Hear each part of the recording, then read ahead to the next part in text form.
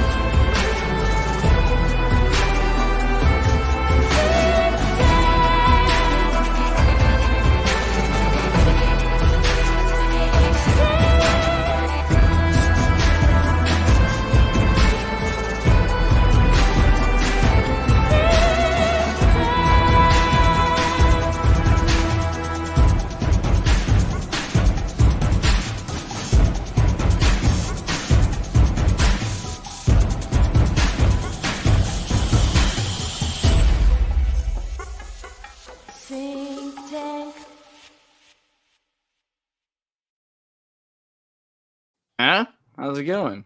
So there's a bunch of stuff I wanted to talk about on Synctank for a while, but mainly the first thing that comes to mind was Tom Hanks, because Eddie posted some stuff about Chet Hanks a few weeks ago. What's up, everybody? How's it going? I'm Andreas. Good to see you, Alex, Eddie, cool. David, Thomas. All right. Up? I'm gonna try that again. So, but there's Tom Hanks, and he says he wants to be immortal through the AI acting thing. That he's like, there could be thousands of years of Tom Maybe Hanks. He already is. Well, he just did that thing, A Man Called Otto, right, where he played himself younger and older at the same time. So is that a Swedish remake? Is that a remake of the Swedish film? Is it? Called Otto with a name like that? Yeah, my cousin Tom recommended it to me, and I haven't gotten around to watching it, but not Tom Hanks's, but the Swedish one. A Man Called Ovid. It's a novel. Yeah. Okay, yeah, Swedish. All right, yeah. So there was two films. So yeah, they did make a Swedish movie. I'll watch the Swedish version now. Thanks for bringing that up. 42 weeks. I gotta ask a candid question here, but do the conspiracy theorists have to kind of distrust and dislike Tom Hanks by default? And if so, right. Why? Yeah, because he looks a certain way. I think it's like he's like you're like. I'm not big on phrenology though. Is there anything outside of phrenology? Yeah, there's one major thing, and that's that if you build somebody up enough, like they can do no wrong. You know, like people do that with like Keanu Reeves or something. It's like really easy to do the scapegoat thing where you tear them down, but at the same time, is it warranted? Well, let's talk about that. Well, do bosom buddies first. If you're gonna go there, then bosom buddies is I mean, you got a friend like me. The coolest thing about bosom buddies to me was just living it. You know, going and squatting in those buildings and eventually finding that the only way to make it in the East Coast is to become a woman or come home, right? So this is before that Dustin Hoffman. What is that Tootsie? Called? Tootsie, yeah.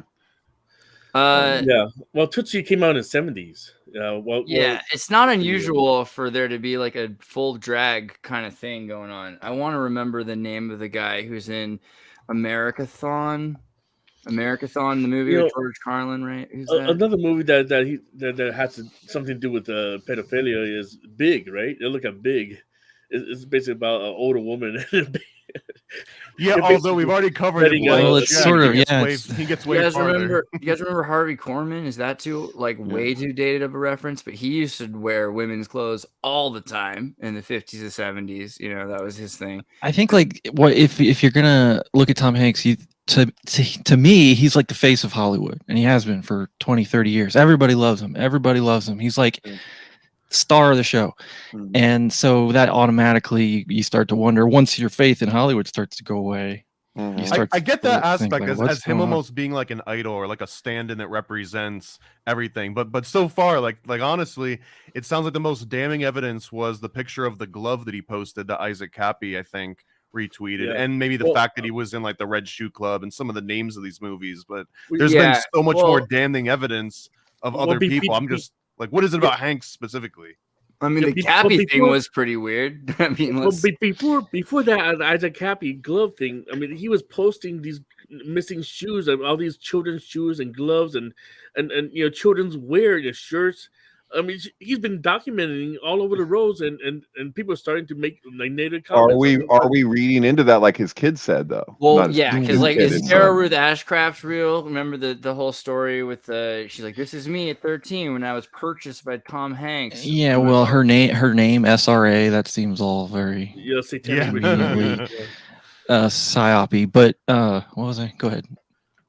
But well, I mean, the things that he had a long history on Instagram, and he basically shut down his Instagram account for a whole almost 2 years, and now he's back.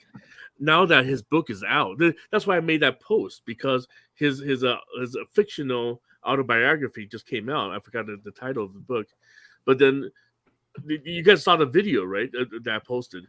He basically had all these books laid out, and then he had this $5 bill with Abraham Lincoln, and we all know that he's it's already certified he's related to Nancy Hanks, mother of Abraham Lincoln. So he put that $5 into the book and just kind of scrambled it, and he does that one eye thing again. He covered his dollar with his eye. He will open some eyes. God, I like that. Yeah.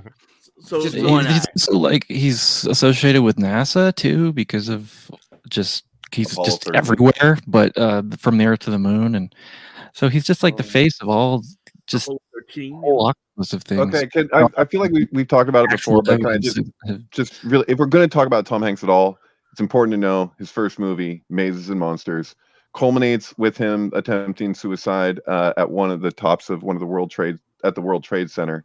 Right. Then he was in what is it? Which is a better D&D movie than the one that just came and this out. is totally an SRA cited movie. This one came up constantly while SRA was it's not his first movie, I don't think, is it? I think it is.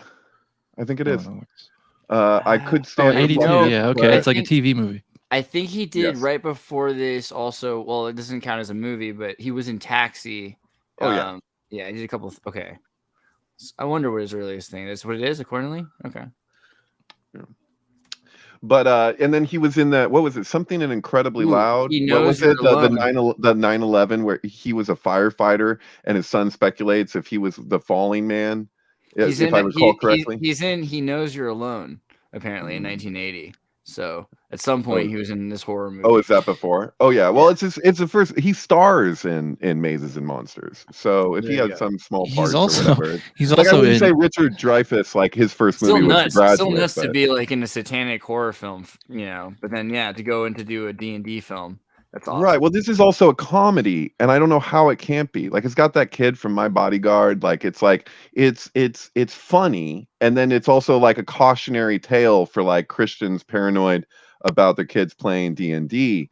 But like, I can't. The line between how serious it's supposed to be or how much of a comedy it is, because I just crack up, and I crack up at the very end too, when they show up at the he moved back with his parents or whatever, and he's just like completely in a fantasy world, like he just can't get out of it. And it's just, I don't know, maybe it's about autism. I don't know. This is 1980, right? Mazes and Monsters. If so, that's the same exact year that Michelle Remembers came out. Well, it's 82. Kind of like the spark of that. Okay, so it was like right at the very beginning of the Michelle's Remembers kind of like craze.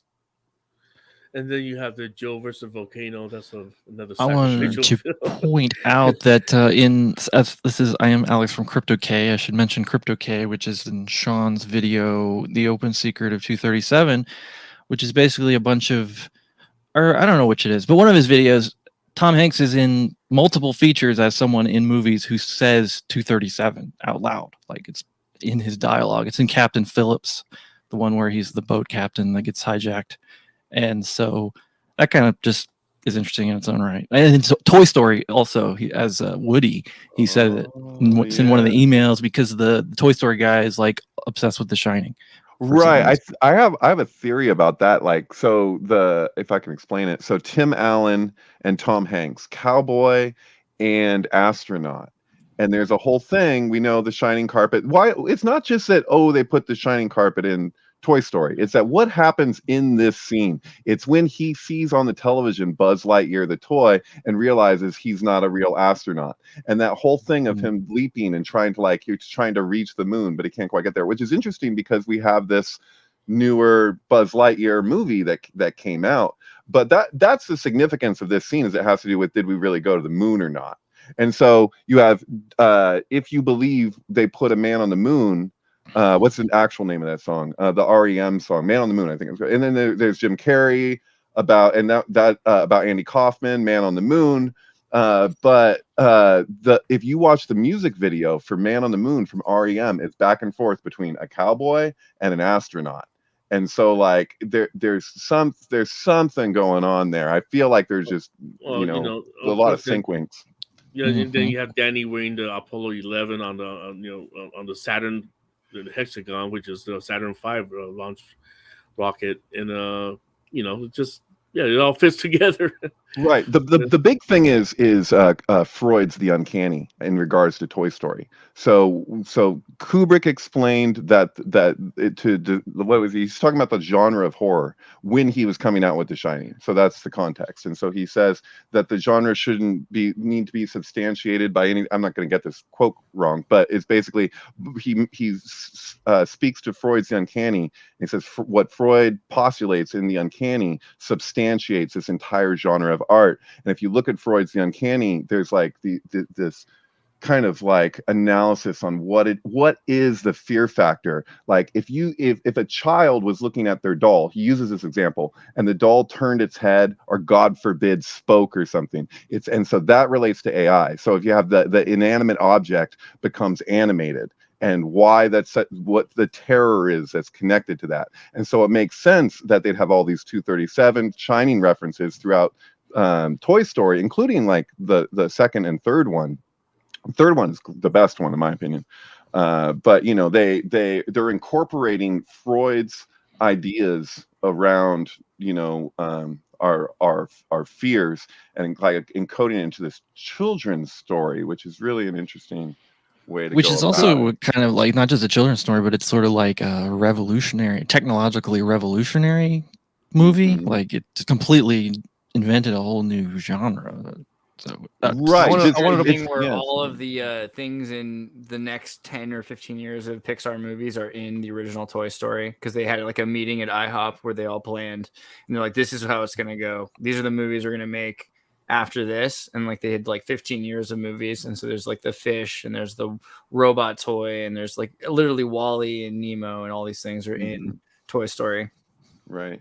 And then Wall-E's the Super He-Man 2001 model too. The He-Man model where you make the toy and then you make the ancillary media to support it. But I wanted to mention too that I believe that Tom Hanks has repeatedly cited 2001 Space Odyssey as his all-time favorite movie. And he was originally he was going to be considered for Eyes Wide Shut, but he obviously didn't get the role. Oh, I heard that about Steve Martin. I never heard that about him. That's interesting. Woody Allen too. Wow. Did you guys watch Hologram for a King, his movie where he goes to the Middle East and he's selling holograms? A lot of it. Yeah. And he's not allowed to leave. Yeah.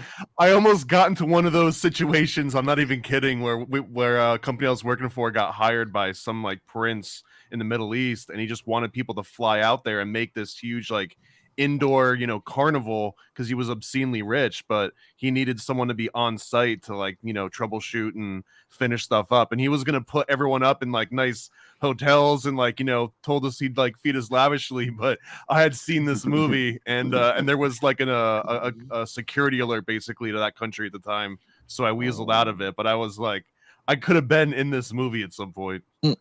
Yeah, it makes me wonder a lot about, I feel like this movie has a deeper meaning talking about the hologram for a king, like it's some sort of a Kabbalah story. And, he's waiting for this kind of not there God who's supposed to like give him a sign, and he doesn't get the sign ever. And he's trying not to drink because it's against the rules, but he's smuggling alcohol so that he can survive in the culture, right? Oh, man, what was the thing? So Ron Howard produced Splash, right? With Tom Hanks. Ron Howard, no, just produced. He directed Splash. He also directed Apollo 13, also with Tom Hanks, which came out the exact same year as Toy Story, by the way. Adding to your whole cowboy and the astronaut thing. Well, what was Hanks is an astronaut, and so the year, this is so stupid that I know this, but the year that Roger Waters produced The Pros and Cons of Hitchhiking, I believe this is true. You can fact check me. John Candy's hands. So the year that came out was the year that Splash came out, and the date that came out was the date that Apollo 13 came out. So there's like a whole weird thing there. So like I trip out on like the like this from like a thelemic perspective, because it's like the Saudi is the hook.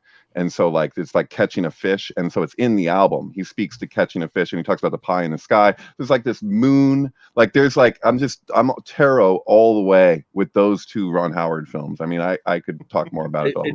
David, could you think of any reason why he named his son Chet?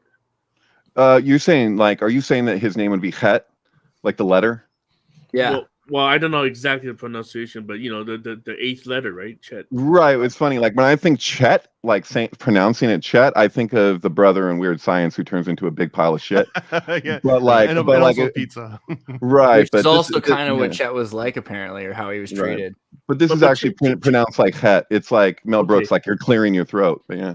But Het is literally the letter that symbolizes the door frame, right? Where the Hebrews were putting blood. Oh, I see what you're saying. Yeah, totally. Yeah, right. So like in tarot, it would correspond to the chariot. The son, basically, don't get killed. Is he dead? Or Bill Paxton? Bill Paxton's dead, right? Yeah. Bill Paxton died. Yeah. Bill Paxton is dead. And so he's in Apollo 13 too. So there you go. Chet. Look at Chet's tattoos. This is Chet Hanks, Tom Hanks' son. Chet. Is that Illuminati confirmed? I don't know his name. He did that on Instagram. He made a whole speech on Instagram. He's like, "Oh, my whole family's in the Illuminati." He basically like just like trolling everybody. And that's what makes you more Illuminati, though, the tattoo or just being related to Tom Hanks by blood? That's right. He might as well be born with that tattoo. Dude, the chest. Maybe he was born with the tattoo. He had like chest surgery, like to. I don't know. I'm still on the fence over the Tom. I feel like there's just so many better examples right now. It sounds like the most damning evidence is that he posted pictures of like gloves on and social media. Right? Also the movie I wanted to bring up earlier was Dragnet with Tom Hanks. You guys remember that? Because that was cool. Because basically Dragnet's all about him finding out a Los Angeles occult orgy in a mansion is going on, and he has to stop this Epstein mansion party from going down. The whole goat thing. Then they have like the dude's got like goat. Have we mentioned Are they called like pagan? Have we mentioned what? Oh, have we mentioned how he was like the first celebrity to get COVID-19 and was like part and parcel to that whole. Yeah, what happened it was real. When Tom Hanks got it, you're like, okay, exactly. It's real. Oh man, or Tom Hanks opposite. get it. Or the opposite. He was going to Australia, right? So he was stuck on the cruise ship all during the time, and he was typing everything on the Corona typewriter. Remember the Corona typewriter? Sure, he's got a typewriter fetish. Yeah, kind of like Greyhound or Castaway or any one of his movies. You know, now there's a movie about him on a boat with just a TikTok series of him on a boat. I was going to mention that his group was called Pagan in Dragnet. They were looking for this like satanic orgy cult, and they called themselves Pagan. Yeah, the job that fucking Dan Aykroyd did doing Lieutenant Friday was just so spot on. My God, dude, that's pretty impressive. It's just going to turn into like your favorite Tom Hanks movie episode. Okay, you guys ever read Forrest Gump? Anybody read Forrest Gump? I didn't even know. I did the audiobook. I did the audiobook. It's like very short. I want to talk about Forrest Gump. It's not much like the movie. He goes to the moon. He goes to space. Right. Yeah. And so, and then he crash lands with a monkey on that like deserted island. And so like it's so over the top, you know, like, but I thought it was funny that he's like in Castaway and then he's in Apollo 13. It's like he's been the astronaut. His whole career is just he's the face of every psyop that we have. I'm trying not to say the F word. And so, yeah. Forrest Gump is a massive Can you go to the Wilson? You know, the bloody Wilson on the volleyball, right? And the and matching with that the symbol that Ellen DeGeneres wearing on the shirt. Dude, yeah, it's a bloody hand. So you know what I'm talking about, that emblem that we're all wearing on the shirt. Yeah, right? the whole whatever face thing. Like, where is it? Which one is it? Just look up Ellen DeGeneres and then Wilson. Ellen DeGeneres Wilson. Yeah. So it says AVP on the Wilson ball, which is clearly a reference to Alien versus Predator. I thought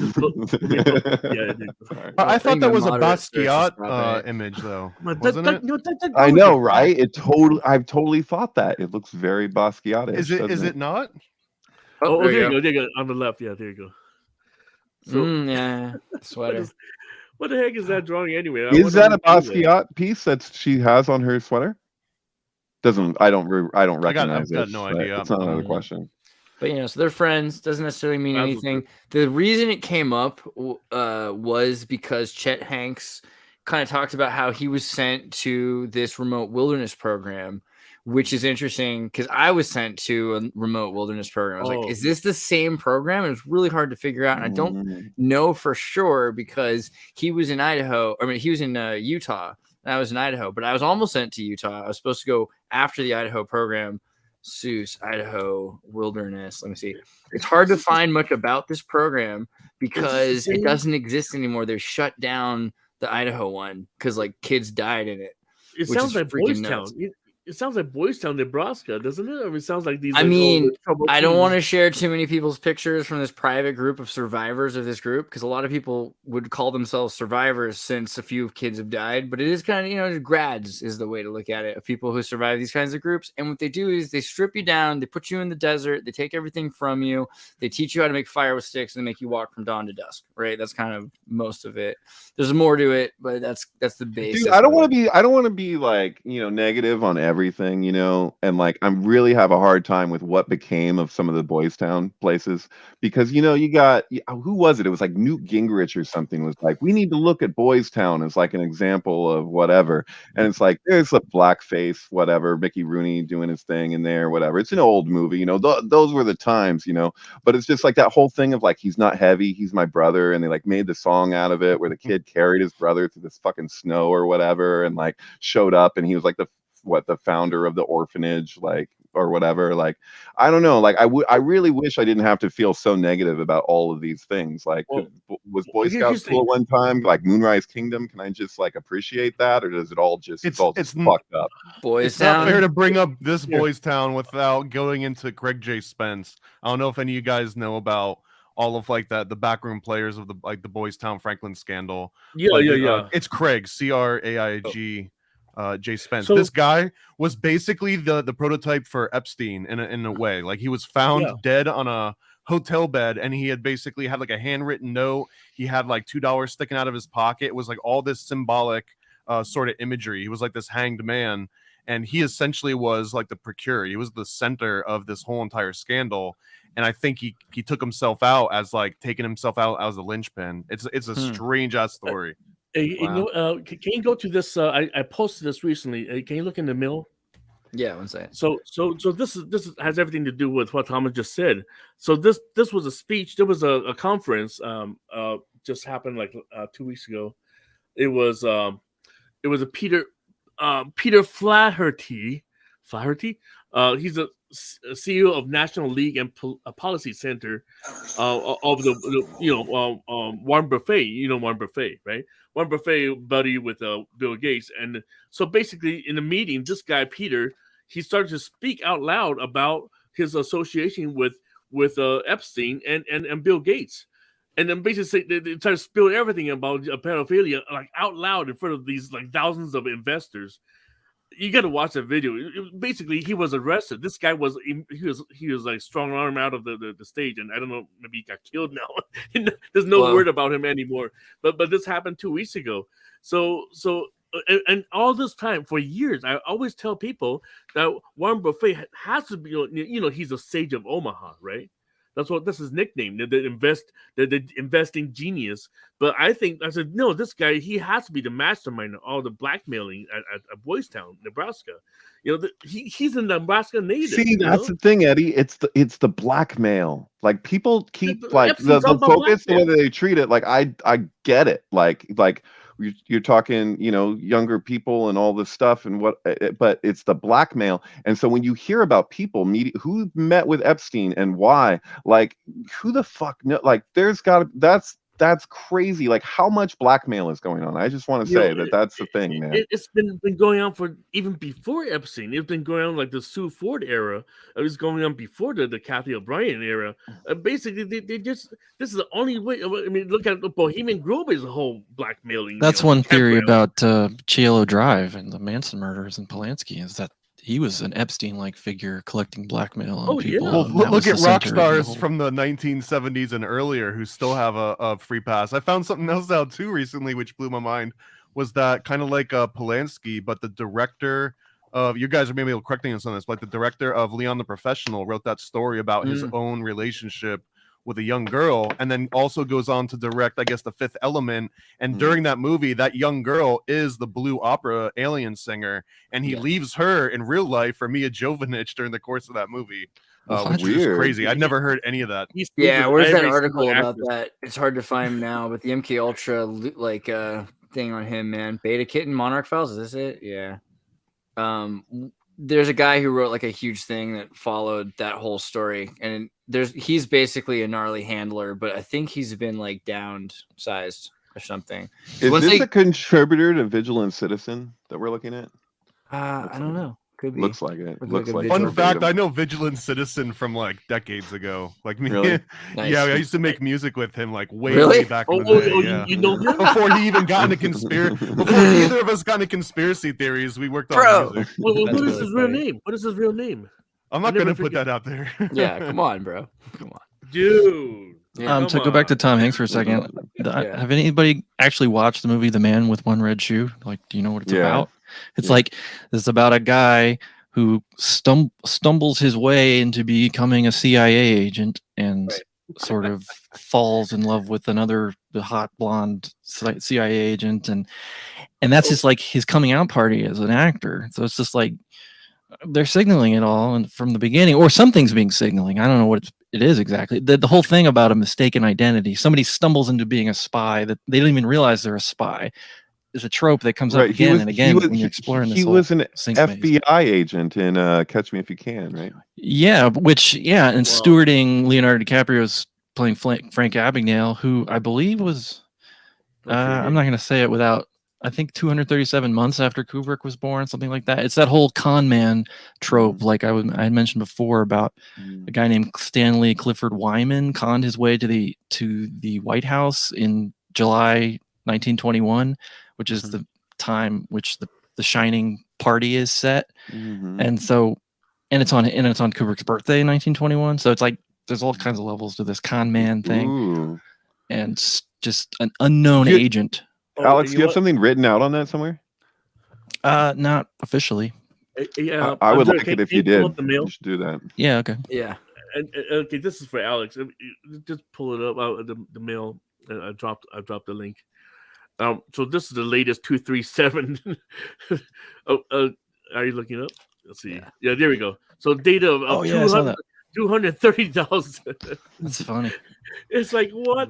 You can't make this shit up. You know, what is the FBI? No, actually, they can. Whose database is that? Right, exactly. They probably did. They were just rounded a couple thousand. Yeah, more. Yeah. We might have missed some illegals, whatever.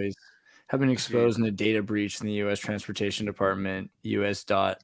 Sources briefed on the matter said on Friday the breach hit systems for processing transit benefits that reimburse government employees for some commuting costs. It was not clear if any of the personal information had been used for criminal purposes. Interesting.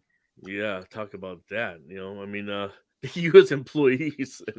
So this is very matrixy, this image, and I'm just it came with the article. Brainstorming here. You got Cloud Atlas was Wachowski, I don't know how you say film, which is it's very much in the same vein as the Matrix. This is a sync with Imagine Dragons, by the way. That's on my website. Might be in the same vein, but it's a totally different drug. That's for sure. Right. Oh, yeah. What's the great thing with Imagine Dragons, David, and Jurassic Park? Do you remember that? Did we talk about that?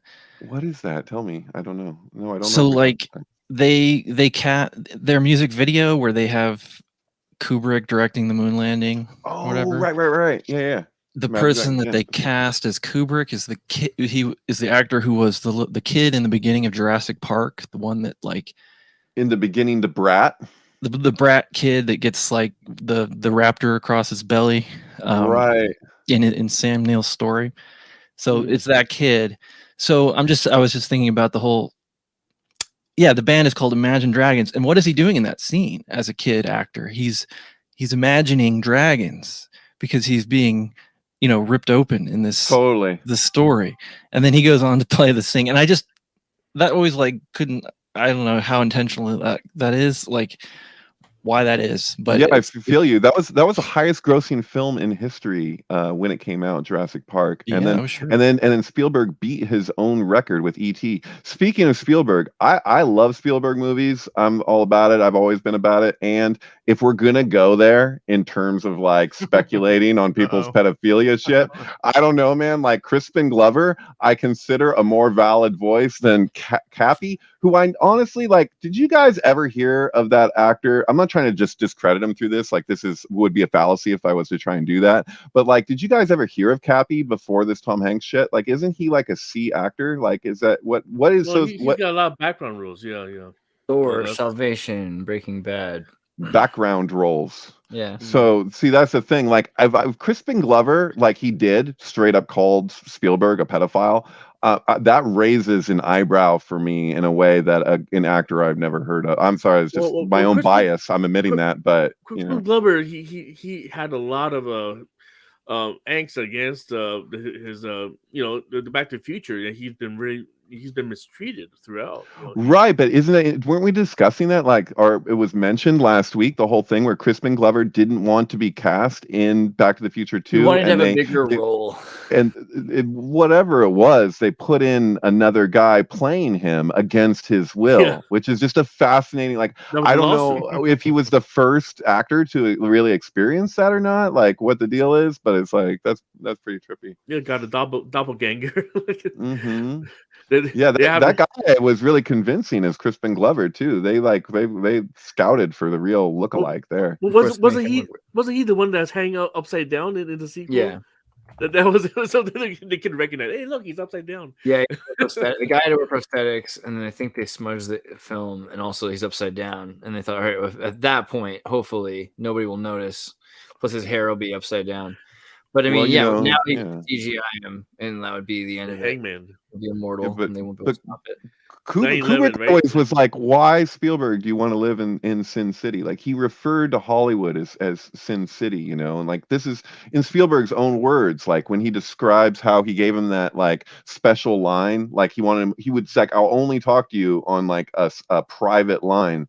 And then it was like a fax thing that kept on going. Like Kubrick kept on faxing him like all the time, like in the night. And it was Spielberg's wife got like pissed off and like unplugged the thing or whatever. So he could, the way Spielberg described it was that he wanted to participate in this CIA style of communication and like encryption, And so like he was obsessed with that book, the Code Breakers, about the totally. Well, the Turing stuff. So and so everything he says like that is like, pointing a signal at that, like why, sure. So what's the story with Spielberg and the Portuguese actress O'Rourke? Heather O'Rourke. Yeah, Heather O'Rourke. What is this whole thing? How is he connected to that? I mean, you're king of loaded questions, Eddie. Yeah, right. I know, right? I'm like, dude, that answer to that question is 10 miles long. Did they ever officiate like the deal that like they were hanging out? She was with him and someone else right before. What, Drew Barrymore? No, there was like Spielberg and the cameraman or somebody, like a director or something like that. They were in a back room, and then after that, she was taken to the hospital and died like the next day or something like that. She died in San Diego on the way to the hospital in the ambulance, and she started complaining about stomach pains. So the Super Bowl, this was a Super Bowl Sunday. It was taking place in San Diego. And it was Colorado versus San Diego, and even the scores have symbolic significance. It's weird as hell.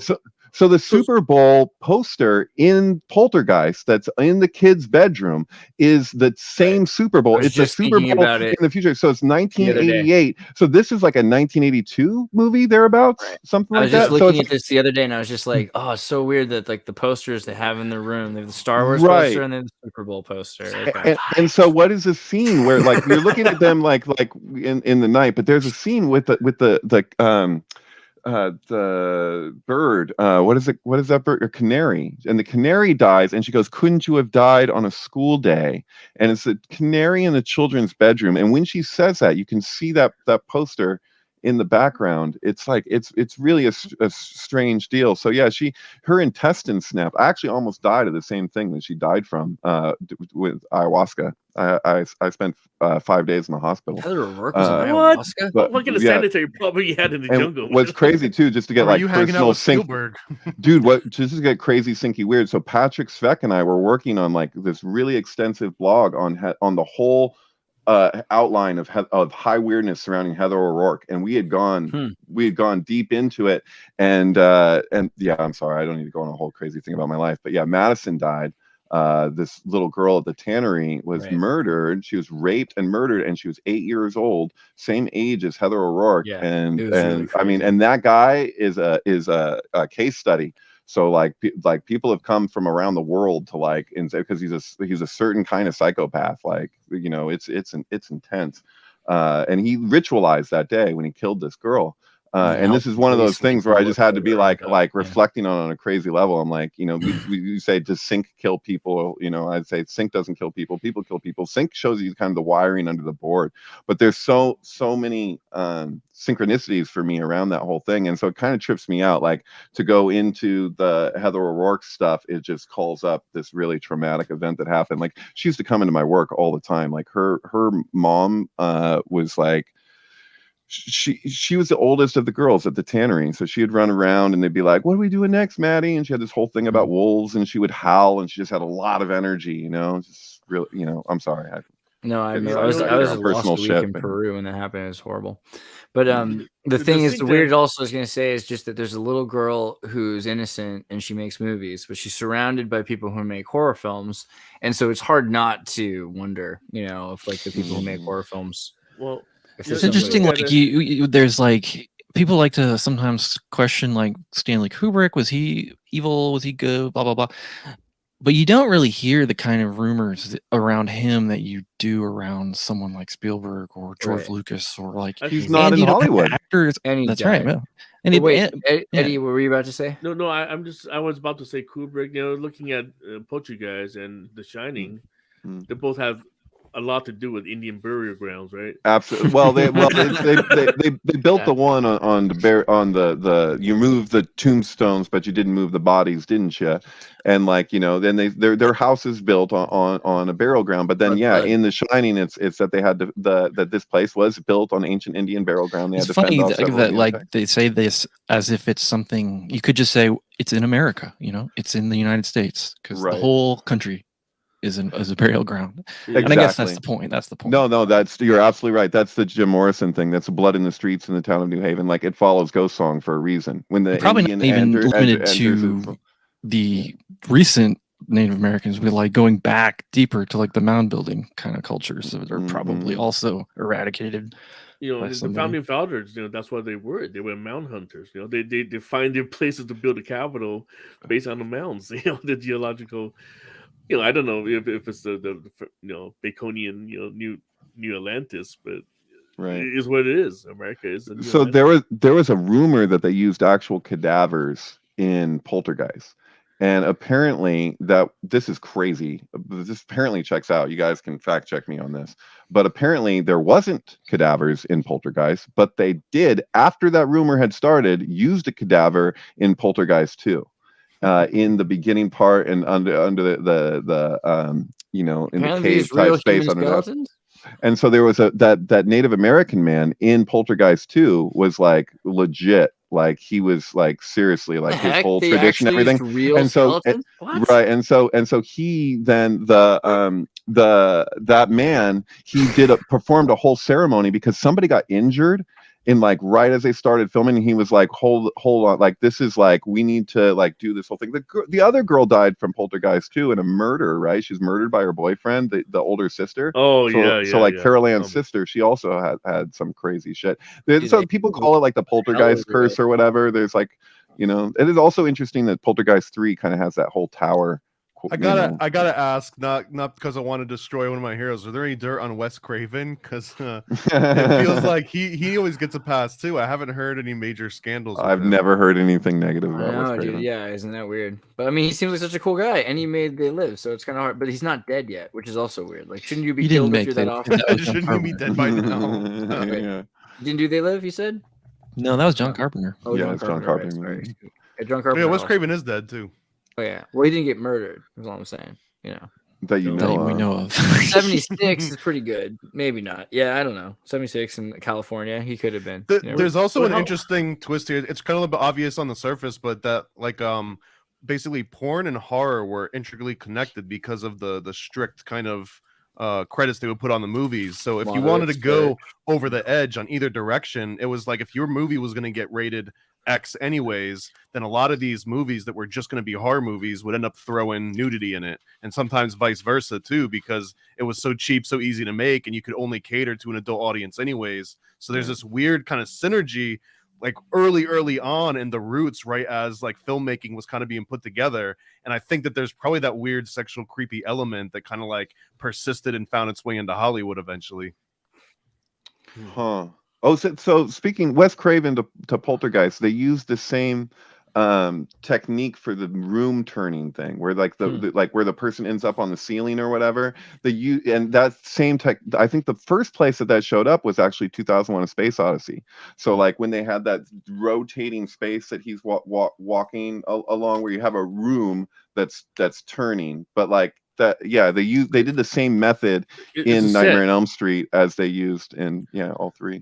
Yeah, it's actually turning set. It's on the wheel, right? Yeah. Totally. I wanted to go back to what I said earlier because I didn't have the numbers right, but I did, but I didn't get to make the point that Tom Hanks, being a guy who says 237 in a couple different roles in that thing, or in Catch Me If You Can, he's fighting or whatever, trying to catch Frank Abagnale Jr. was a con man, and that guy played by Leo DiCaprio was born exactly 237 months after Kubrick. So that was the connection that I wanted to make. That's pretty base. I just saw this thing that you posted earlier, Eddie, and I was wondering about it. So the flag upside down, half mast. Are we doing good? Somebody was posting. I don't know. I'm still investigating it because some people say it's Photoshop. But you know, speaking of 237, 2 times 3 times 7 is 242, right? So title last week was all about title 42, the invasion of America, right? Yeah.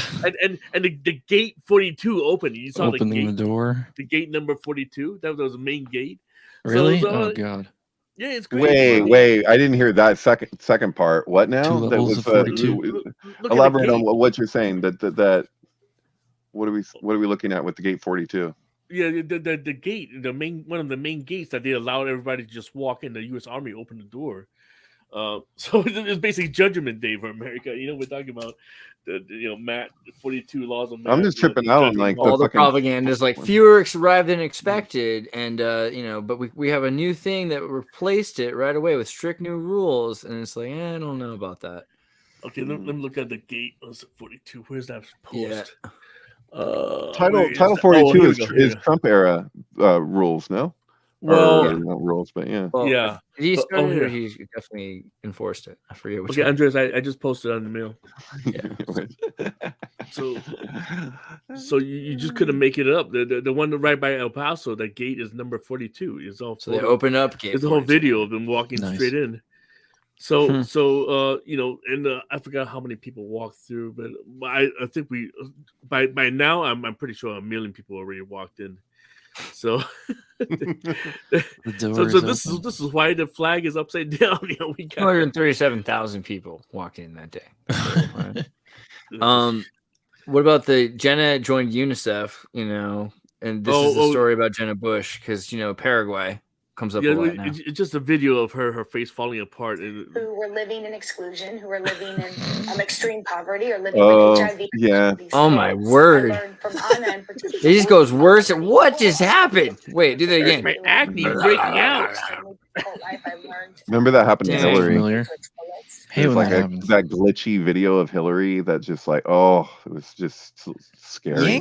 So, yeah, my assumption is that they're all reptilians, and then when they lie on live TV, so is this apart. Excellent assumption. It's just not just like a corrupted set of keyframes as it. So when the rest of the data is the same, so most of the stuff's not moving, you don't see much change. But since her face is changing, and there's a corruption in the pixels, and it's trying to compensate for that because it's using an analog video. Because it's looking up like a table of predefined little shapes, and at some point it got like shifted over one line or something. Or she's a reptilian, or it's a reptilian. Yeah. I think maybe it's both. I think maybe both are happening. The fact that it happened twice, right? Look at that. I mean, more clearly, we could postulate that maybe she starts turning reptilian, and then they're like, "Quick, hit that like keyframe glitch button, so that we can always explain it away as a glitch." When it was really reptilian skin that she was starting to reveal. Yeah, but like, isn't it more important that like she's friends with Ellen? Isn't that more terrifying, realistically? Anyway, like, I think we should focus on the. Is this from Hackers? What's the E team? Well, I forgot the background story of that. That was one of the. It was back in the 80s when they have that. That's a very old photograph. Yeah, I think that's 80s. That's not Photoshop, right? That is a real photo, right? No, that's a real photograph. That's the thing that happened. Yeah. We can watch a film of it too. Yeah. What is the E team? It's probably explosive teams. I don't know. No. Does it have to do with the art students or was that a different thing? I can't remember, but yeah, I've come across this before. It checks out. Yeah. Southeast Asia.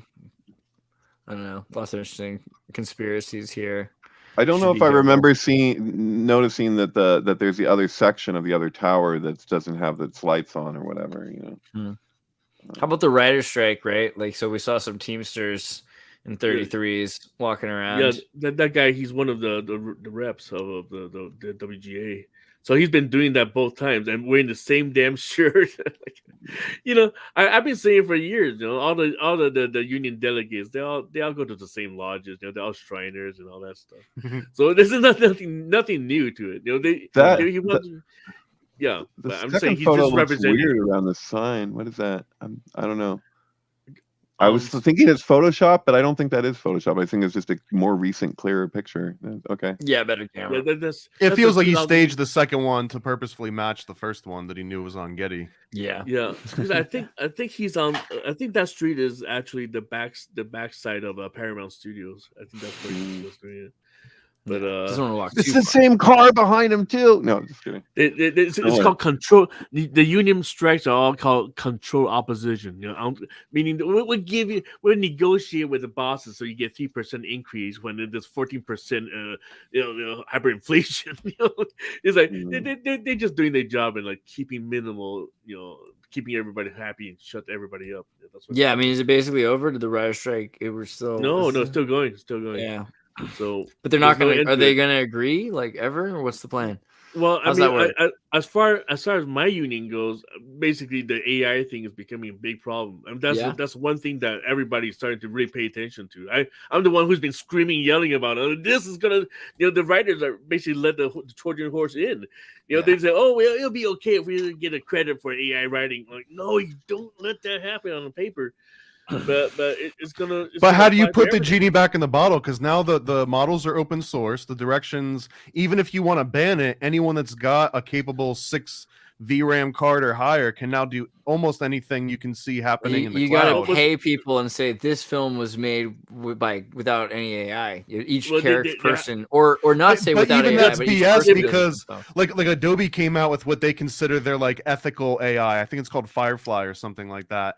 But the funny part is that they train it on all of their own stock imagery that they have the rights to. But some of that stock imagery comes from Midjourney. So how can you have an ethical AI model that itself is trained on what you're claiming is an unethical AI model? Maybe the AI isn't going to be trained to be ethical. That won't be it. But it's the idea that you'll still have to hire an animator. Even if the animator does it with AI, they're still coming back to the job. It sounds like some union bullshit, man. Yeah, it's going to be union bullshit. Yeah. The thing is that, if the studios are caught publishing and broadcasting anything that's that can be proven to be sampled and learned from existing artwork or writing, they're in big trouble. So for a minute, it's gonna be like 5 years, and I think that's gonna also be like, so the way Spotify with music destroyed music rights, because they're like, okay, but how much is it going to cost? And like, look, we have all these other deals going on. Eventually, they're going to bring down royalties on training information. There's going to be a sacrificial lamb. There's going to be a Napster that takes the fall for everyone. Or a goat, like at the Paul Sweethouse, basically the artists and writers, we're all going to be sacrificed. I see it coming. I'm making my plan B right now. I think the defense against AI is definitely not going to come from the grassroots or like the guys that are actually getting the hurt. It's going to come from like Getty. Like Getty right now has a $1.8 trillion lawsuit against Stability AI for Stable Diffusion for being trained on Getty, but Stable Diffusion, ironically, is the one that's open source that you can just run. So, like, even if one company falls and they just never come back again, that's the genie that's out of the bottle. It's a Hydra. They're going to keep popping on. I mean, it's not that hard to program. I mean, in Asia, they've already come out a whole bunch of, and that's the part that scares me the most, is that let's say that, like, everyone gets their way in this country and in the rest of the West, and they're all like, we're just going to ban AI. Like, now all of a sudden, the one country that decides they're not going to ban it, they just start making huge leaps forward, and it might even be just like training and making better movie scripts, and then is Hollywood going to turn down the outsourced AI scripts, kind of like we outsource everything to like China because they don't have the regulation, and somehow like we wash ourselves of the sin that it might have been created under all these horrible practices. GigaChat. So why not AI? Hey, so Thomas, they're going to go Russian. It sounds like you're saying that it's completely futile. Ultimately, all signs point to, even if you create something that is, ethical, whatever, it's going to have to be on the shoulders of what isn't. It's like you're saying it sounds like you're saying, as it stands from your perspective, there's really no way around it. It's like oil and water or something. It's like preventing a person from learning at this point.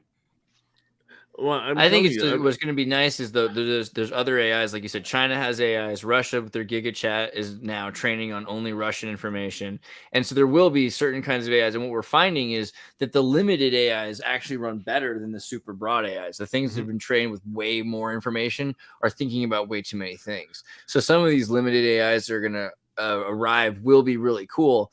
But they're not just from the States, right? There's going to be a lot of these open source projects. So more and more people will have limited AIs out there. And that's going to be even cooler. They're all going to be out there. Well, I'm just telling you, this whole thing is all connected with the money, the central bank, the digital money. Everything's connected. They're trying to like basically everything's going to be free for grabs. I mean, money is going to be worth nothing.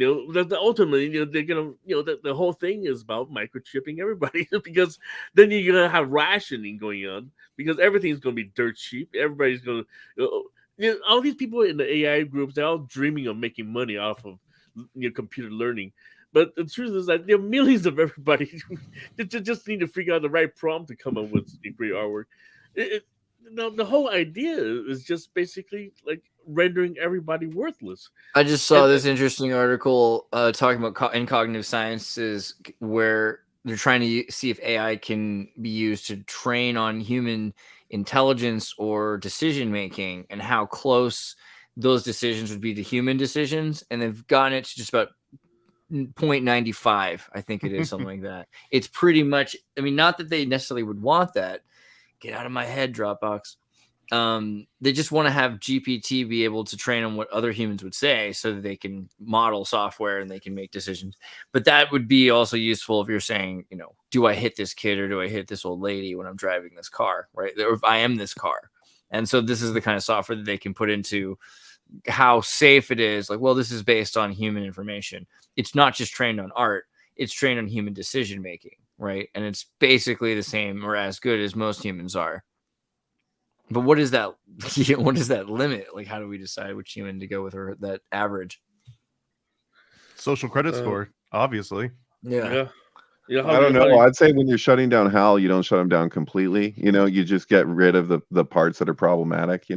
So that's a pretty good chunk of HAL, I guess is what I'm saying. But you'd have to wait for the rest of the world to essentially be extinct too. Otherwise, someone just makes a bigger and better HAL at some point. No. Well, I mean, this is making HAL better because as it learns from conversation. I mean, this is also so you used to have to do studies where you talk to people, but now that AI can pass the Turing test, you can get a lot of that information without having to talk to real people.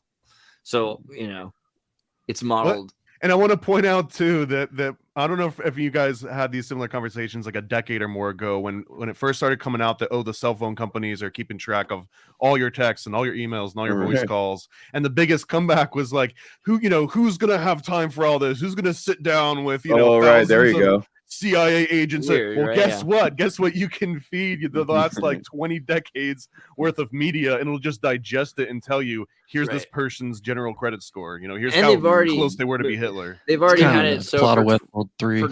For about 40 years, they've had it so they can record, capture words, and they can index those words, and you can search for specific words, and they can group them together. And AI already knows, not even AI, just regular programs know to group these words together. And that's why you've got these things called, hate symbols or words or whatever. Like these are target words, like words associated with terrorist groups or whatever. Right. That association, what that means is they've got an algorithm that says if someone says this word, AK, like based, apparently has now just been added to some list of words that are not supposed to say. Adrenochrome, occult.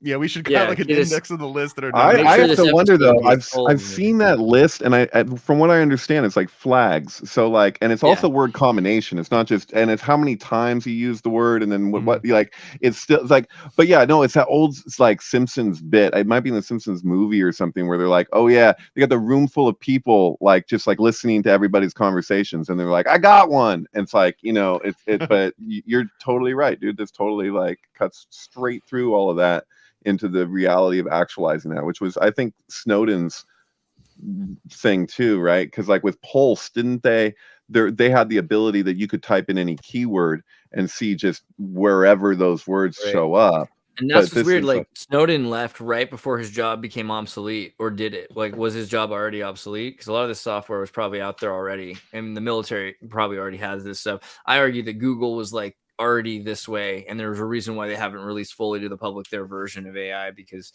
there's a back end which Google is that, and they're scared to have that into the public because it's so powerful.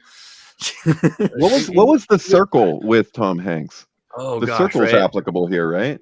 Yeah, so that's like that movie is absolutely what's going on right now. It ends really funny though. There's no escaping the Big Brother. They end with like he refuses to be on the Circle network is the reason. Like, so he can't. Everyone else is being tracked, but he's not being tracked 24 hours a day. And then they're like, "Well, you should pledge to be tracked 24 hours a day as well." And he refuses to. Which I thought was a weird ending to this movie. It's like they really just kind of like Circle and Hologram for a King are both based on Dave Eggers novels. So. The whole movie is like a nightmarish TED talk. Yeah, it's like, what you want to do? What But Hanks also played Sully, so which is kind of its own little weird matrix. That's another weird one, the Hudson River. It's a very biblical, very like savior kind of thing. Do we do Prime Minister Mark Rutte and his visible uncomfortability, talking about his association with Klaus Schwab, right? Mm-hmm. Yeah. This guy basically.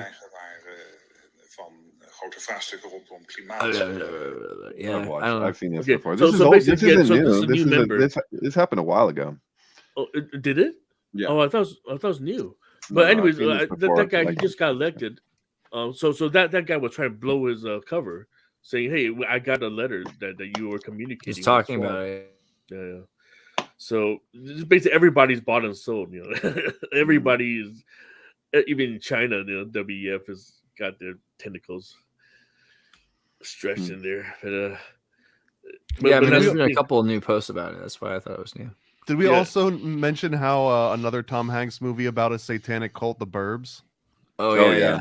Somebody mentioned that in the comments. I wanted to jump in with that, but I wonder about The Burbs because he's basically saying, "Hey, don't look at your neighbors, but B, you have to expect that your neighbor, and it's kind of racist, right? Like they're like Europeans or something, or Slavics or something like that. Okay, so we got a kind of a Polanski thing going on because you got this back and forth between like CIA, FBI, and like Satanism and like occult stuff.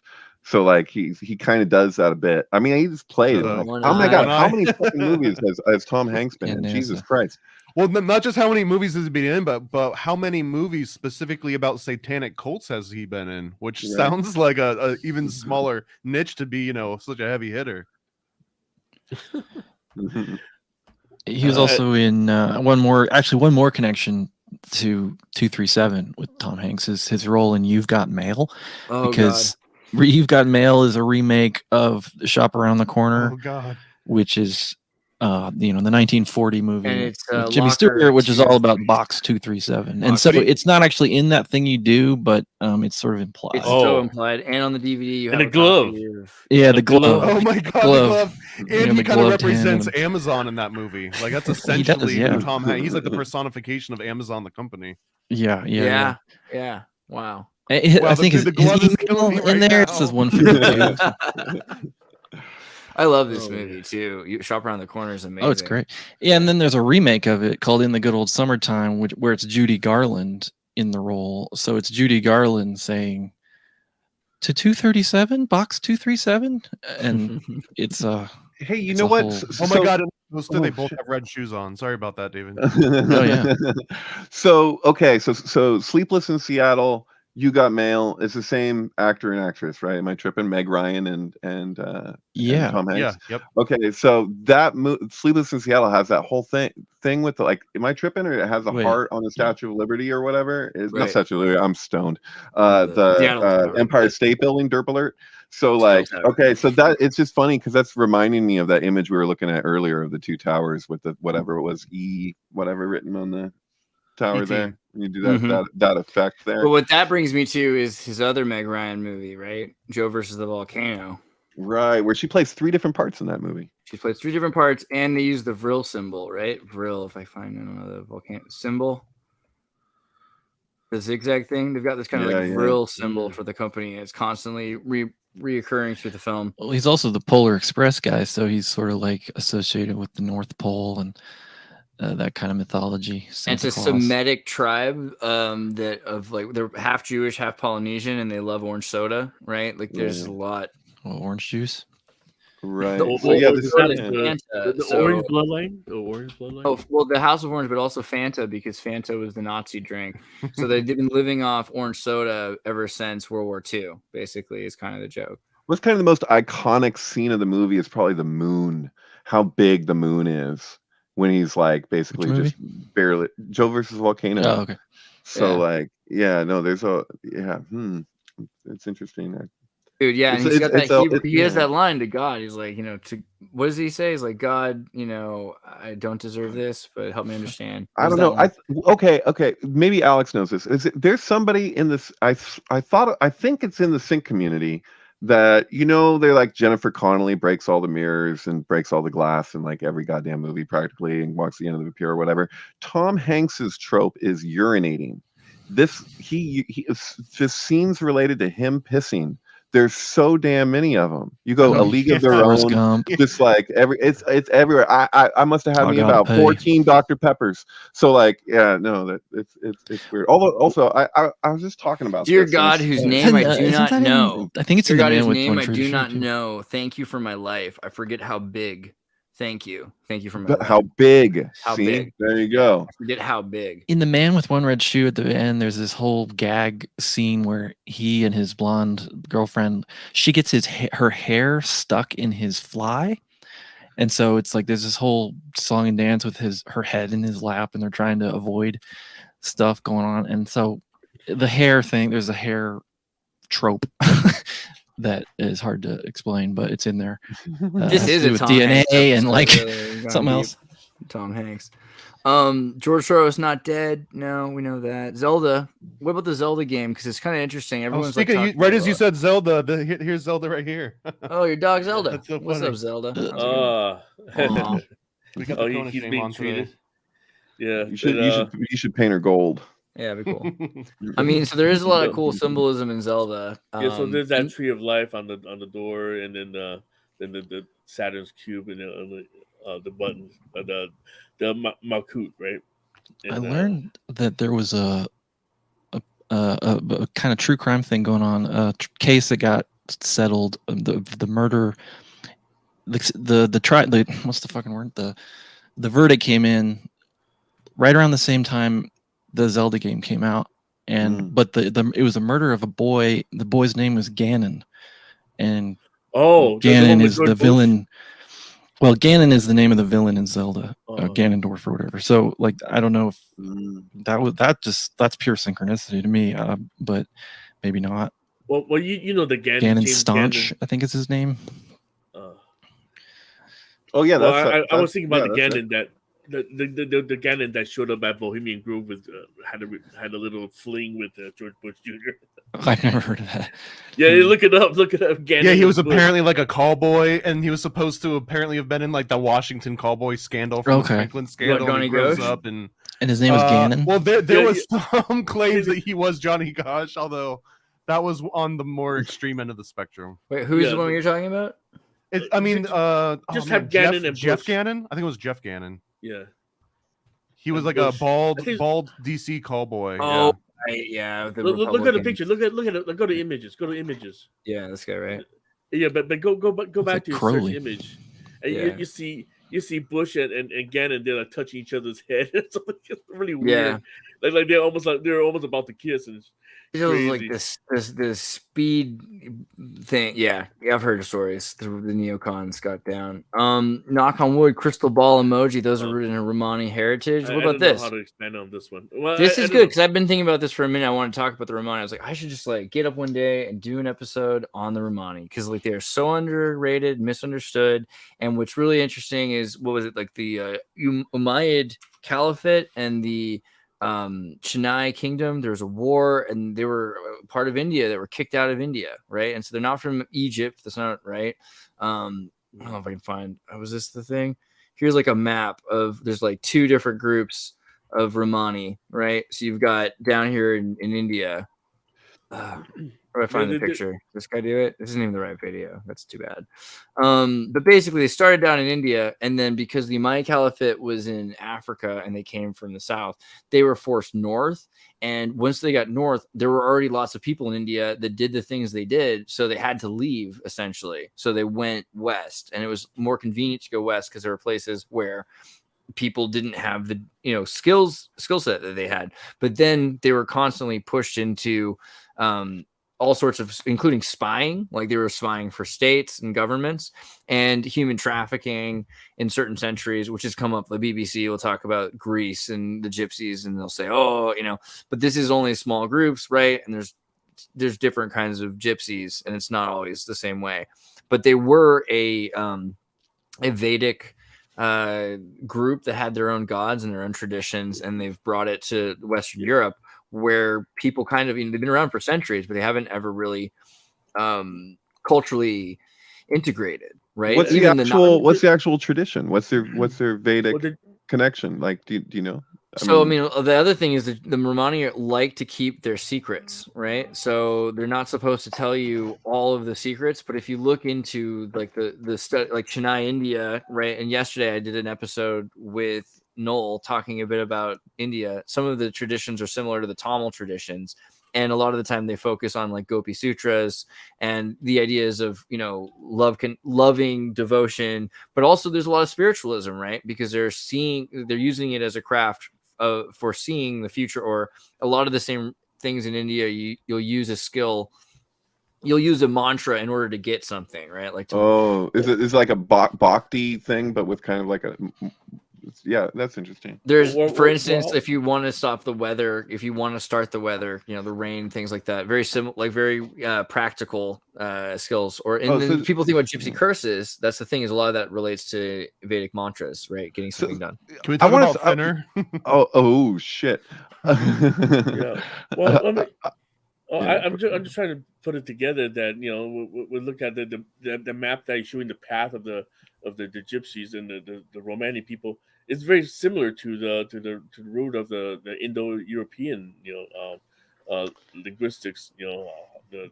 This is the same road, and and their language was like an Indo-Aryan, like it's related to Sanskrit. So where did the crystal ball come in? So Eddie posted this thing. Where was it? Let me see if I can find that again. So I think there's a reason why Hitler wanted he wanted to integrate and eradicate them, right? He was trying to force them to integrate. Well, because he's all about Aryan, but they're like the Northern Iranian. They're all Aryan. If you look at it, same area. I'm just tripping out right now, dude. I'm thinking of Big, and I'm thinking about the gypsy lady who's like, I remember her at Thrifty, the electronic version of it, where it's just like, give me a quarter, I'll tell you your fortune.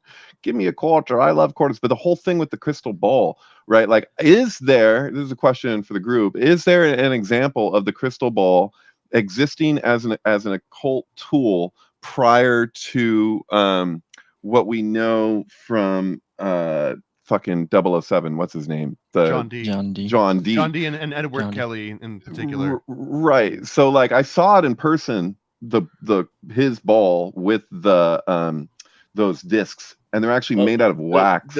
The obsidian mirror, right? Yeah. Well, no, the obsidian mirror is there too. You're talking about the wax disc. Yeah, I have pictures on my computer. I feel like I sent them before in this show, but like there's the way that it worked is the ball is actually in the center of that disc, and there's the words that are written in Enochian around on the different parts of the geometry. So he has a 7-pointed star and a 5-pointed star, like within the 7-point star, whatever. And then it's got all these names, but there's something supposedly that gets communicated that happens when you're looking through the ball at the letters. They change shape because it's a sphere. And so there's like another level of like communication in the Enochian that incorporates the like through the crystal ball, like what it looks like. It's so strange. And then one actually fits into the other, and they interplay the different discs. So there's a way that they would do that. But the disc is called Sigillium Day. Wait, I gotta I sent you the link here. Yeah, I think this is exactly what you're talking about. Okay, I just dropped the link, Andrea. This is it, right? Yeah. This is Sigil. I don't even know how to pronounce Sigillium Day. Yeah. And that's what I was looking at a second ago. So here's a crystal ball on top of a Sigillium Day where you can see it upside down, but centered, so you can very clearly look at it. Mm-hmm. Right, but apparently it's the angle on it. There's different communications through in the warping of those letters. Reminds me of a Stan Tenen kind of deal with the totally right three-dimensional letters. I had the same thought around that. Rings. Totally. The Star of Babylon. Yeah, Maru Foundation. This is a rabbit hole to go down. Is his stuff. I don't agree with everything this guy says. He sometimes says things that I'm like, I don't know the basis for that. But all in all, his master thesis, it's pretty amazing. What's his main point he tries to make? He's basically communicating that there's that in the Torah, particularly if I recall, it's Bereshit, that encoded in the letters with the gematria and the meanings. There's actually a double torus structure that's like basically you can represent the words, like the words are the structure. So he takes it really far, and it's actually I would say it's based. Well, I mean, how much do I'm just thinking about the Enochian magic, because this is all John D's specialty. Yeah, that's not related to Stan Tenen, but the principle of what Alex believe is what you're pointing out is just this geometrical communication that's like part of like that has another like multi-dimensional sort of multi-dimensional. Because the heart of his whole thing is that, like, I'm gonna botch it, but like there are certain hand gestures you can make that replicate the Hebrew alphabet, and from different, they cast shadows from different. I don't know. I'm gonna. Because it's a flame alphabet. So the Hebrew letter, the yud, the letter yud is in every letter, and so the whole language is basically on fire. So it's a living thing. So it's I'm highly convinced that a lot of the things that Michael Jackson tried to say before he died, he said choreographically. I'm really not kidding. I think he did hieroglyphs and Gestalt, was Glitchy style dancing and things. And if you watch some of the last like short film music videos that he made, and like if you look at the choreography plan for his last concert he didn't get to do, he was saying a lot of things about what had happened to him, about what had happened to the African people. I mean, just crazy amounts of data that he was trying to express about, the chemical, possible chemical castration. Like there's a lot to be said about that video, even in the 80s, the Super Bowl video of him on the car. You're right. The Panther and that's everything. The one I remember, and that was like a huge deal. Like people got up, and like were waiting for that video to appear because I think they played it right before The Simpsons too. Yeah. And then The Simpsons had his voice in the episode where he was Homer's cellmate. Yeah, and he destroys the car because the car is his own vehicle. Michael Jackson was just destroyed his vehicle. The Michael Jackson trope or icon or whatever was up again because of the Jordan Neely thing, because he was a Michael Jackson impersonator for a time, and so we had his death as another, whatever you want to call it, ritual sacrifice, kind of in the minds of the people anyway, regardless of the reality of it. But the thing that I kind of noticed that I liked Crypto K-wise was that whole week when everybody was talking about Jordan Neely, the director Jordan Peele was 2,307 weeks old. So for some reason that I just had the connection in my head, Jordan Neely, Jordan Peele, because I just watched Nope again. But then I checked his age on that week and I got this weird feeling about it. Like this is all being stage managed somehow. And there's all kinds of signals going on that nobody's even conscious of. Yeah. And stuff like that. So cool. And I just dropped in the mailbox about LeBron James, doing his hand magic. Doing his hand sigils, and I feel like Jordan Peele has ascended, if you know what I mean. Totally dig it. Before I start my performance. Wait, what's the Baphomet chest release? This is a new one. I'm trying to figure it out. I'm like, wait a second, where did that come from? Are some of these like tongue in cheek, or are these all for real? Well, he's doing it. No, but I mean, like I've never heard of a Baphomet chest release, and most of the time Baphomet is showing that hermetic above, as above, so below hand gestures, not right. Pounding on his chest. That's more of like a King Kong thing. Totally. Maybe it's about Baphomet's breast, Which itself is very occult. I mean, he in 1976 he died at the World Trade Center, and King Kong 11/11, which ties to us actually. But, yeah. Did you see Nope, Dave? I mean, have you seen it lately, or have you synced it with anything? Oh, dude, I haven't. I've had a few experiments with it, but I didn't have any real magic. But I love that movie. Yeah. Great movie. Oh yeah. So thank you. I put this in the chat. Yeah. So this is always record. No, this is. I did it. I basically did a thing here. Let me see. So there's the intro to Black or White, which I didn't do anything to except put like old footage of like the Rodney King beating. So keep in mind there's context here. So like Michael Jackson did this performance that you were speaking of in, I believe it first aired during halftime of the Super Bowl. And so like, Michael Jackson, totally cool at the time. Like I experienced this, my dad, we're watching the Super Bowl and we're like, okay, we're going to watch this music video. And Michael Jackson, after the Black or White video, he ends up like beating the shit out of this car like to holy hell. It's like it's super hardcore, and this was I'd have to check the time. This has been a while. I posted this a long time ago, right? So like, but basically this has the sound effects from that last part where he destroys the car, which wasn't musical, right? It was kind of musical. It was like an artful thing, whatever.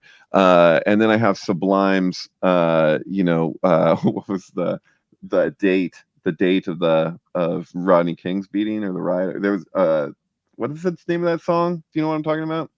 So riot on the street. Tell me, where are you? You were sitting at home watching your TV while I was out on the street causing anarchy. First stop we hit was the music shop. It only took one hit to make the window drop. Finally got, you know what I'm talking about? The tracks. I forget the which track. one. Yeah. So that plays with the sound effects from that scene. And I did it's hard to explain, but I basically played both sections of the video together without the intro. So like there happen to be the same length, and they both like have they have like a lion, and then he has the like jaguar like in the two separate parts, and they like totally go together, so you can hear the sound effect of the one with the other one. Like it's weird as hell. But yeah, anyway, this is a video that I put on YouTube like years ago. Okay, Ultrasound 723. Make sure you're there to subscribe, guys. Look at this. Yeah, I don't have very many videos on here, but yeah. Pop in there. This one was weird. So like I put up JFK as the world turns, and it was annoying me that like when you want to like just watch the first announcement that on any station that the president had been shot, it like happened like as the world turns on CBS. But every video I would look up, it was like 6 hours long or something crazy, because it's just like the day's full footage. So I was like, there should be on YouTube just that, like to watch the way they cut away from as the world turns. And then they happen to have this, the announcement is followed by this Nescafe commercial, which is hypnosis themed. So like they like take the spoon and like do a whole hypnosis gag, but it's like this is the first thing everyone saw. So like people who are watching CBS at this time hear that the president's been shot, and then it cuts to this this commercial, and so it's just like it feels really weird.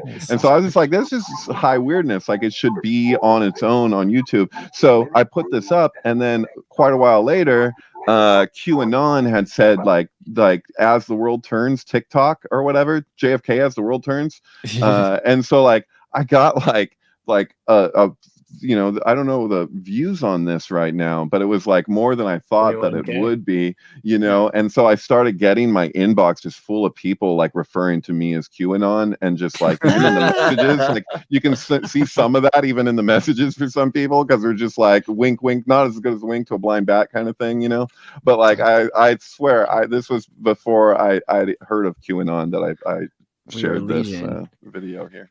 Oh, I don't know if anyone cares about Turkey but me and maybe like 6 people in the audience. I hope that we get more Turks. We love you. But stop calling Erdogan a dictator, I think, because dictators don't go to runoffs. What do you think? I mean, so this is what's going on in Turkey right now. There's this huge election. If Erdogan wins, then, it kind of stops the Atlanticism a bit. If Erdogan loses and Kılıçdaroğlu or whatever his name is gets in, what that does is it allows the West into Turkey stronger than ever. And then what all comes with that? So basically Ukraine money and more like Star Wars clone droids money, just blowing up stuff. Erdogan's going to be re-elected. I mean, he's the one, I told you about the whole Turkey earthquake, right? Yeah. I'm pretty sure that was a warning, because Erdogan was saying that he's gonna veto on Finland and Sweden's wait, so who do you think they're like? Let's start with the earthquake. What are some of the conspiracy theories on the internet surrounding the earthquake? Right, the U.S. government, Erdogan. Well, right after the earthquake, he backed down. He said, "Okay, I let Finland. I'm going to sign off on." You saw his signing. He signed off on Sweden and Finland. He was last guy. Everybody's like, "Okay, come on, let them join." And now they're going to kill him if he doesn't leave. Is what it feels like. I mean, this election, it doesn't feel kind of, but he's like, at least he was a pro-Turk puppet, and now they're at a point where they're talking about replacing him, and I think he's less of a puppet than the new guy. That's what it sounds like, because the new guy is like, we're going to democratize, we're going to be in line with the West and all this other stuff, and that doesn't, he sounds like he's just really dying to make a deal, right? Well, anyways, I just want to remind you of the earthquake, because that earthquake was not natural. You can tell that just before the earthquake, there's like this crazy lightning storm. This was an explosion. My bro, right here. Remember when Stalin did this? Right? No, I'm just kidding. But still. Oh, you know what? This is syncing up with something else. Oh, okay, remember that the court case where the guy who got stabbed, the cash what's it called? The Cash App. The Cash App guy got stabbed to death. Oh, the CEO. The CEO. So the lady who he was doing drugs with showed up in court, and then they were doing the heart sign. They were doing the heart sign. What drugs were they doing? Well, there's an article they're talking about that they went to an underground drug club. So because the brother was not happy that he took his sister. Did you say drug club? Well, okay, let me look at the article so you don't think I'm making like a rave or something like that. Or like, no, yeah, no, like I wasn't thinking you're making anything. I was just curious of the specifics. That makes sense though, too. Story. You know, you've been to those things, right? Where there's like a warehouse party, and like you know, a lot of people want to be there just for the music. But then there's like the super rich people, and the reason why the thing exists is because they can sell them tickets, and they just want to have like a chair and a glass of wine that's in a ice bucket, right? Those people. This is the bad guys in Blade. Yeah, yeah, right. Come on. Oh, okay. So I just dropped an article that came out today. So he was hanging out with this guy, the murderer's sister, the Iranian family. You gonna pull I'm getting it. I'm getting it. One second. So I just looked up the. Go ahead. Sorry. Basically saying Bob Lee, that's his name. Bob Lee was a party animal. So you know, Bob Lee was a party animal. Well, I mean, you know, who isn't a party animal? If you're successful, San Francisco, you know. Yeah. But I mean, so that's a weird thing to say. To me, what they're saying is like, look, don't look into why he's dead because there's plenty of excuses. He could have slipped. He could have fallen. It could have been a lot of things. All right. Just don't look into it. And he's the Cash App founder. And now Cash App is in the hands of, isn't Dorsey like involved with Cash App? What's going on with Cash App? Okay. Who owns Cash App now? So I want to connect to that. The heart. Dorsey? Yeah. Okay, hold on. Let me see if I can pull up the. Oh, here we go. So can we just also go into the evil that is like Jack Dorsey just for a second? Oh, just for a second. He's evil. Square became. I like Jack Dorsey. I mean, you can like evil. I mean, Jack Dorsey eats one meal a day, and it's all. No, I'm just kidding. Okay, I mean, all the people in San Francisco, I think he's the least evil. Hey, Andrea, yes, that's fair. Okay, before you go to this one, can you just pull up? I just dropped the link because I just want to connect to that heart sign that guy was doing in Turkey. Mm-hmm. Yeah. So pull up not this article, the other one I just dropped. There's a new one. Yeah. Oh, in the mailbox. This is the mailbox? Yeah, that one. Yeah, click on Tech the one on, yeah, the one below. Yeah. This is it. This is going. What you don't see the maybe scroll down. Let's see. Oh, it's the only thing I got. But you see that picture? You see that drawing? That's okay. Maybe the picture's down here somewhere. Okay. Yeah, that's what they were doing in court. They were doing the heart sign. Whoa, I like how it's like an alien gray too. It's an NPC doing the heart sign. Yeah. So what is that? So I don't know. The timing is kind of weird. What is that? This is going to make a great meme for APM. I don't know what'll say it. All right. But I'm going to give it the. So, what is happening with our legal system? This is like the Soviet Union with acid. I mean, it's amazing. This is woke. Is this an NPC that they're looking at with the? That's what they drew. That's what I see. That's the joke. Yeah. Okay. Yeah. What is happening? Wow. Okay. That's the court picture. Okay. I want to know more. So the thing is though, if you don't think it was Dorsey, what? Jack Dorsey's chill? Oh, he's a nebbish. I'll give you that. He's definitely a nebbish. I don't know if he's involved with that murder, but Jack Dorsey or Tom Hanks. Right. Or Michael Jackson. Dorsey's thing right now is Bitcoin, so I'm a Bitcoiner, so I like Bitcoiners. Sorry. Oh, I see where the bias exists. There it is. I was like, there's gotta be something. Yeah, what is? But I mean, seriously, like the guy. It seemed like when he was like on top of Twitter and everybody hated him. He seemed like absolutely miserable, and I feel like he was getting the blame for a lot of stuff that wasn't really his call. And once he left Twitter, he was just like, I'm out of here, and you can do whatever you want. And now he's like making something called Nostr, which is a social kind of Twitter-like app that's on the Bitcoin, based on Bitcoin. And it's decentralized. So like, I think the guy's working on solutions for like free speech and all that kind of thing. So anyway, who is this new CEO that Elon Musk just hired? Right. Let's get to that. What's your name? Fianacci or whatever the heck it is. I drop you a link. You can look it up. It's in the mailbox. Yeah. So this is something I wanted to go into this for a couple reasons. She's a member of the World Economic Forum. Well, let's do this right. So let's go to Elon Musk or let's go to a post he posted the other day. So first thing is he said he'd like never like cower to the World Economic Forum, and then he said he's going to bring this lady in from the World Economic Forum, and then Luke Rudkowski said, by the way, who Elon Musk follows, and Elon Musk responded to it. Luke was like, "What are you doing?" Or like, "That sounds like cowering." He's like, "No, it's going to be like that." He says it's not going to be like that. Sorry. And so it's interesting that he says that, because then today he posts Soros reminds me of Magneto, which is like just to post that is to bring attention to Soros, to everybody, to like the common people, to acknowledge the elephant in the room. That's super true though too, because they both have that same background in German. Isn't Klaus Schwab more the elephant in the room? What has he said negative about Klaus Schwab?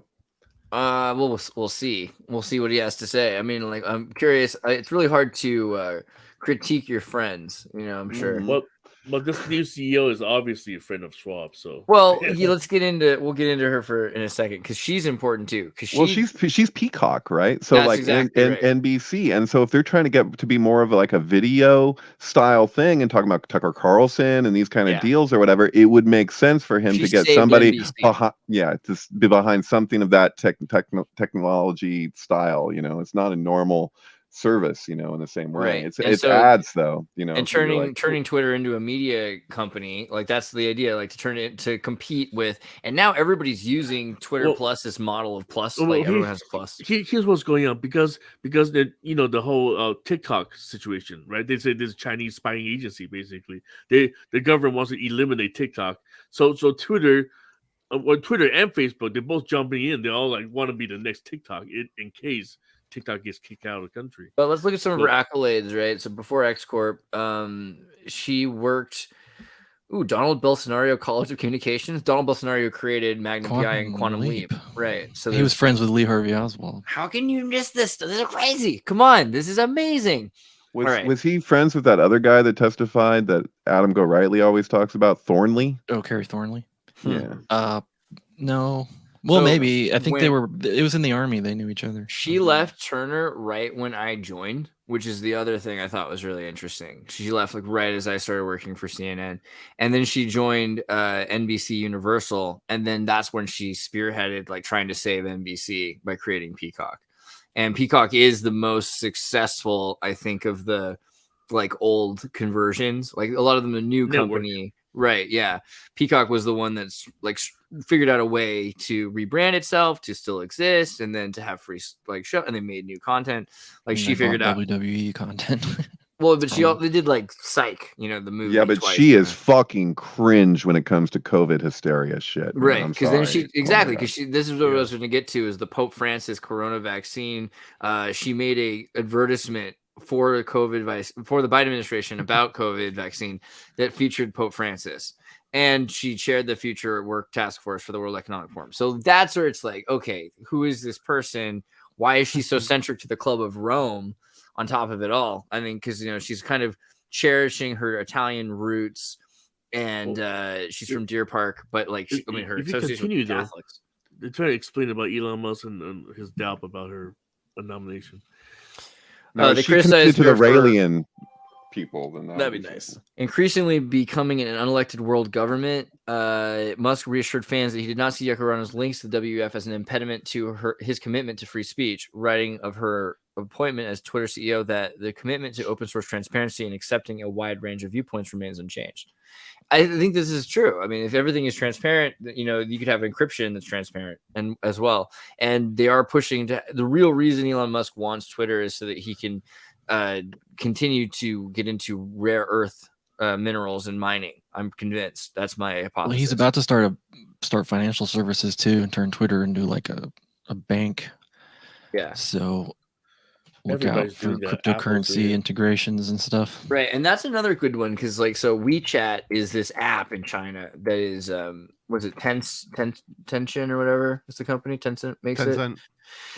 And it's one app to rule them all, right? Because they just destroy all the competition. If somebody comes up with a new app that's useful, they just embed that feature into their app. By the end of the week, your company's app you can't have it on the phone as long as you also have WeChat, and then that company just stops existing. So they're able to control everything. You click on one thing and it has communication, your banking, your maps, us all, videos, media, all of it, news. That is what Elon Musk wants X to be. He wants X to be a copy of WeChat. Makes sense. Yeah, how well encrypted is it? WeChat? I'm pretty sure you and the government and whoever, the government can read it.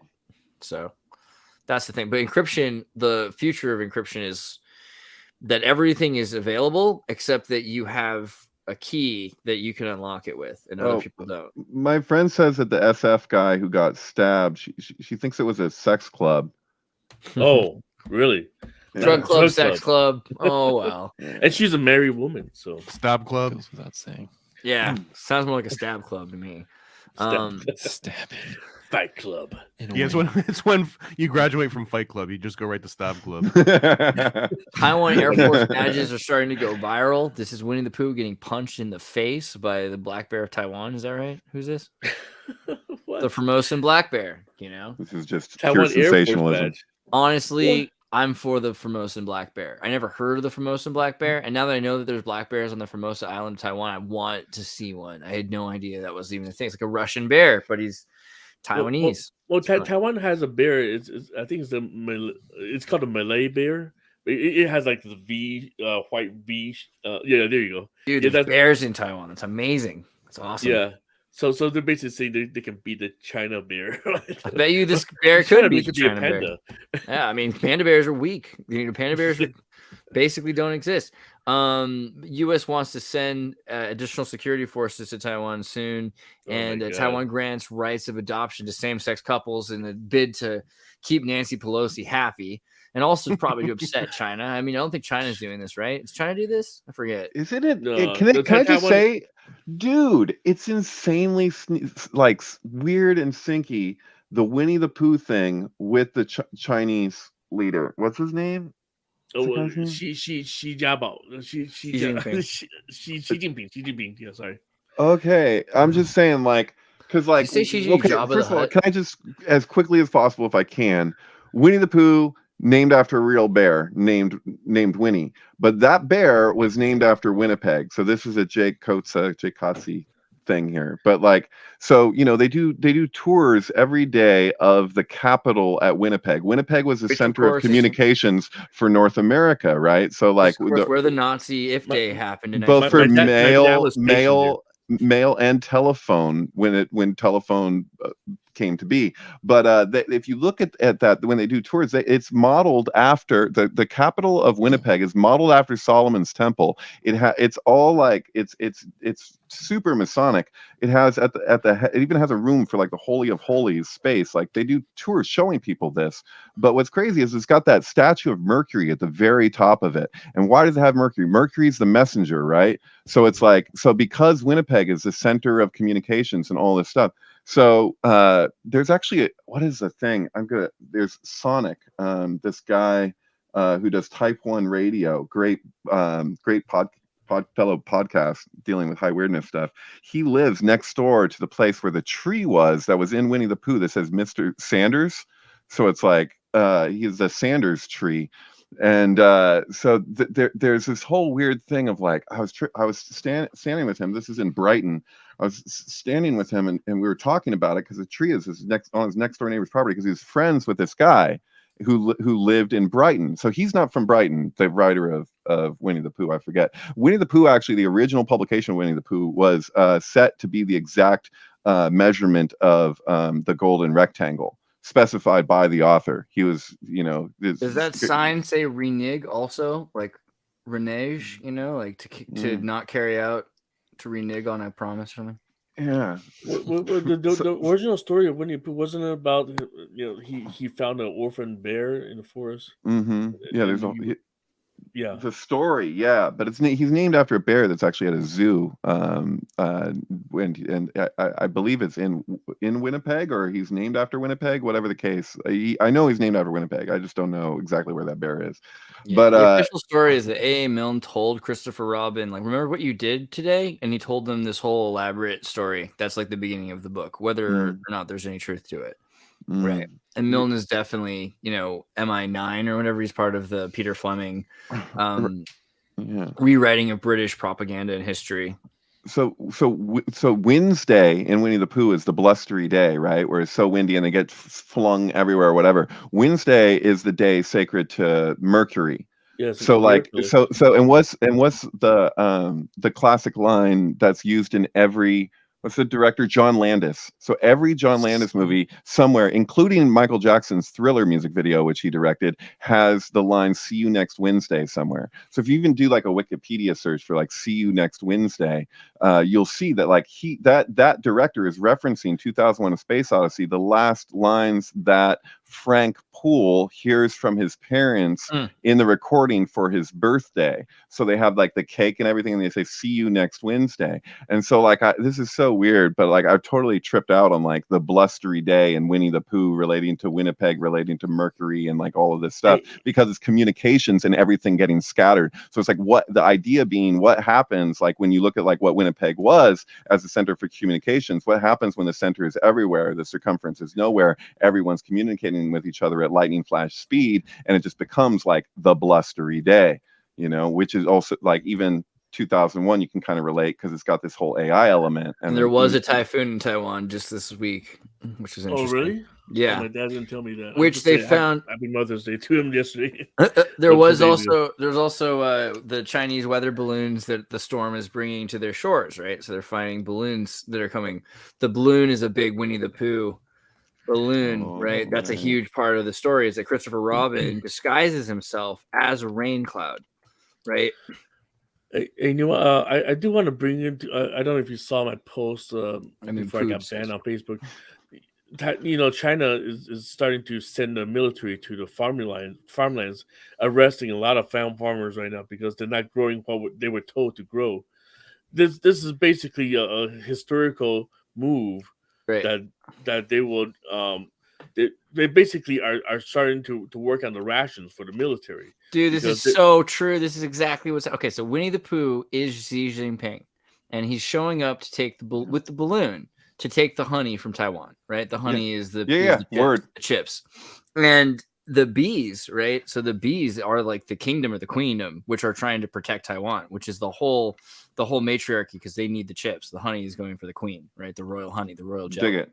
So then the only way that this could possibly work is if Winnie the Pooh can convince Christopher Robin, who kind of looks like Biden, but I don't know if that's the metaphor here, is to say that the storm is coming when there is no storm coming. Like Christopher Robin has to play along and say, "Tut tut, it looks like rain," right? Like a storm is coming, so of course there would be a rain cloud, right? And the bees don't buy it. This is crazy because it relates to Russia, Ukraine too, because there was a Russian ripoff called Vinny. Well, there was a series called Winnie the Pooh. Oh yeah, VINNIPUH, which Vinny was Pooh. like, this was like their clone. I love this one. If you take enough AMT, you can feel just like the animators that made this cartoon. and let's not forget about Paddington having tea with the Queen. And also, you know, Paddington is also yellow and blue, right? And Paddington because Zelensky did the voice of, but for the Russian version of it, exactly.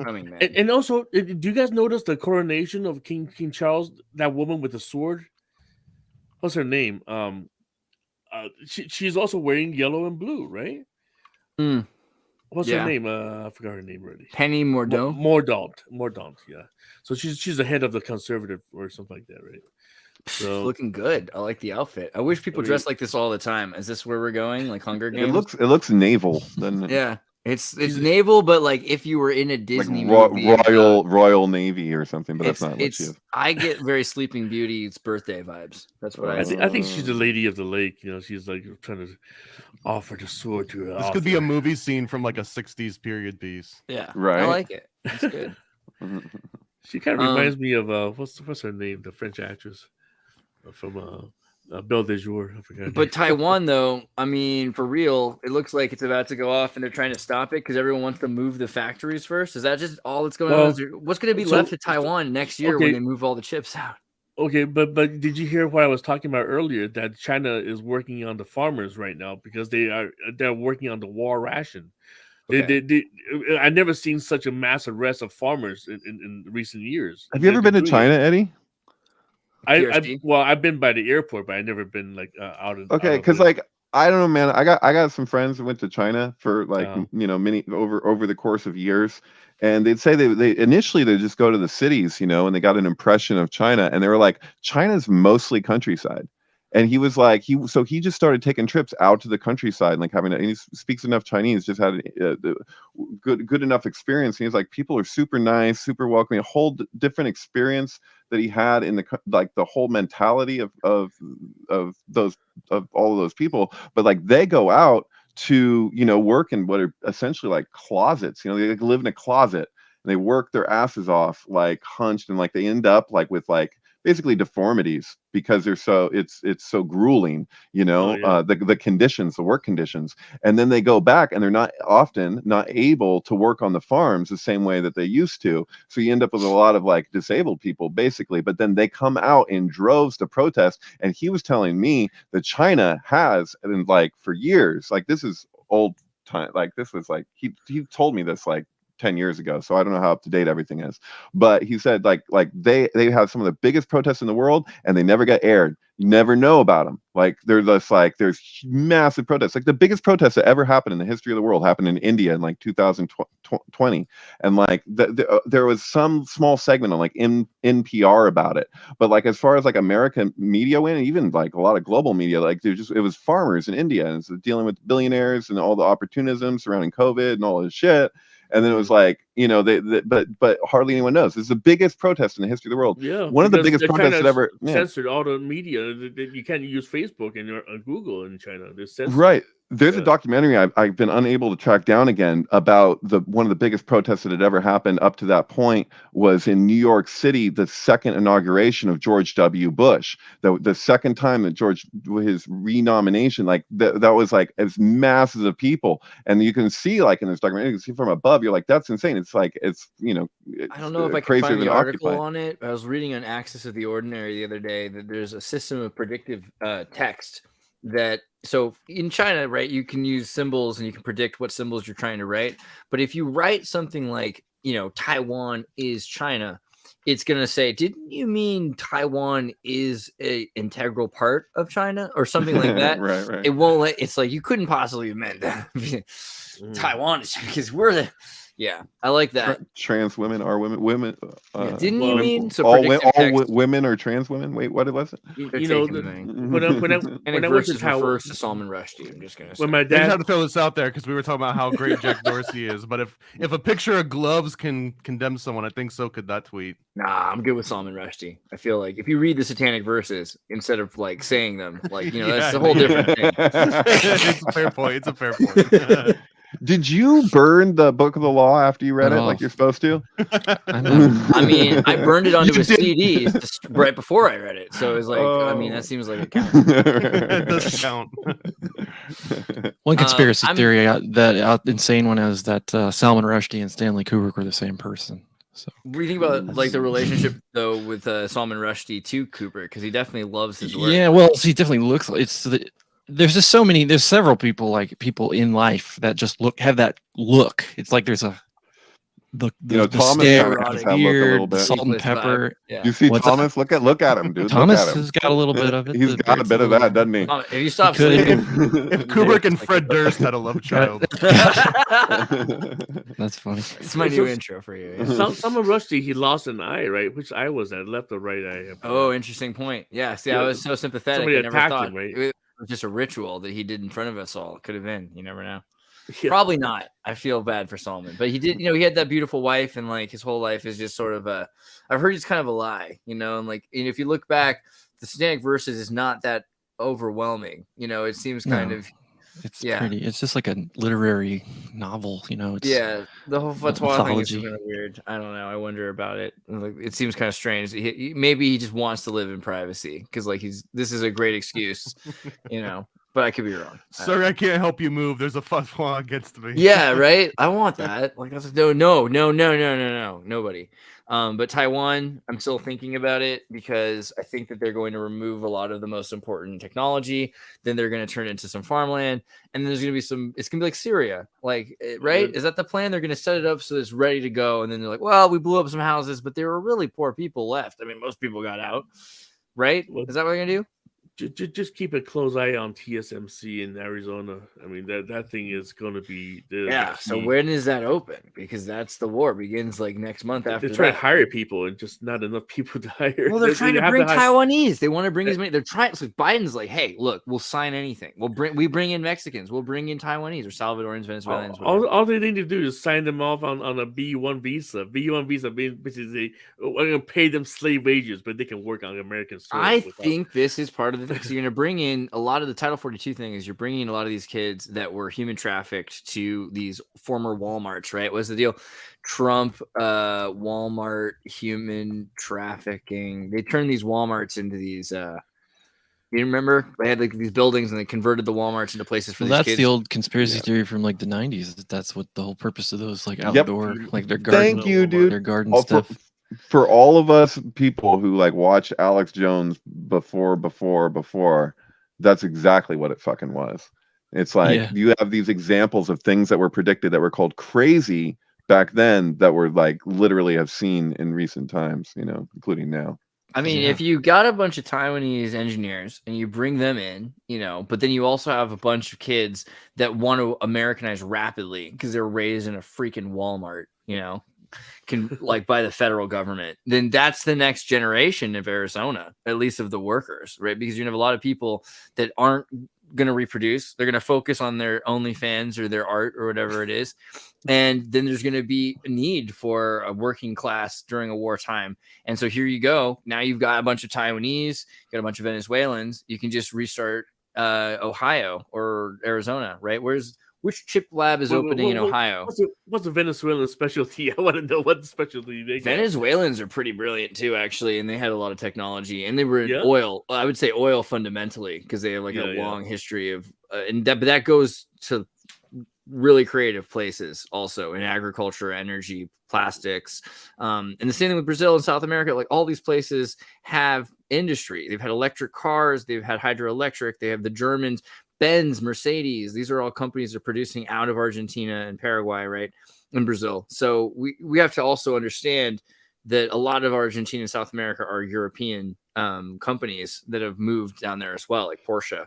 So they're well trained. There are a lot of people that are well trained. You're paying them $20,000 to $30,000 a year to do a job that would be $400,000 to $500,000 a year in America. So it makes a lot of sense, but then you've also got people that don't have any skills, but that doesn't matter because again, you're talking about the kids, right? You might have people that have the skills for criminal functioning, which helps the black market thrive while you're resetting this next generation of kids that are raised in a Walmart. And then they're able to do whatever the community college program has set them up to do, right? The ones that survive the bureaucratic system.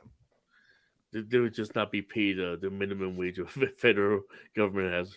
I mean, you could get. I mean, imagine you give it a minimum wage. It could be reasonable because there's only going to be so many jobs. Really, there's only going to be because you go to a McDonald's today in Arizona. There's already McDonald's that you just drive into, you buy your food and you leave, and there's no person there. It's all automated. It's all robotics. Yeah. So I mean, McDonald's was the first place to start offering $20 an hour. Right. Drop the axe already on labor. Yeah. So pay people when you have to. That's what they're going to do. Well, I have to reiterate every time I talk about Taiwan is that the minimum wage has not changed in the last 15 years. It's $700 a month, US dollars a month. That's the minimum wage. Now go picture that with McDonald's people want $20 an hour. Right, yeah. $700. How do you survive on that? Hey, I'm not huge on Andrew Yang or anything like that, but I like that he was like the only candidate that was talking about automation and like the inevitability. But I'm glad he did talk about it. Right. He was like they turned his fucking mic off, man. It was like it was one of those things where it's just like literally turned his mic off. So it's like he there is no debate. They didn't like he was the first person ever to not wear a tie to the freaking debate. And Ethereum by changing Ethereum's energy model, they've saved almost 0.2% of the energy being used around the Earth. Right. So if you think about how much energy was being used by Ethereum, there's almost 0.2%. And so that's 99.98% of the energy that was being wasted. And so these are kind of conversations like which Bitcoin they talked about as well. Because you say wasted. I don't know about wasted though. I mean, because more energy, better. It was just crystallizing energy bullshit, into something else. You think so? You think it's better to mine instead of to have the lottery system Ethereum built?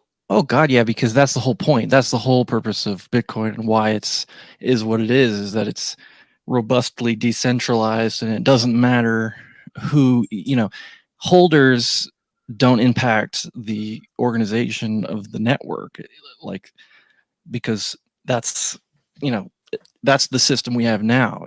This is what they call proof of stake. It's just like whoever has the most Ethereum wins. is staking. Ethereum, you have to stake a certain amount to be able to. Yeah, but then you have to lock it in for a certain number of years and you can't get it out, and it's like a CD almost. it's a house of cards. It's a fiat.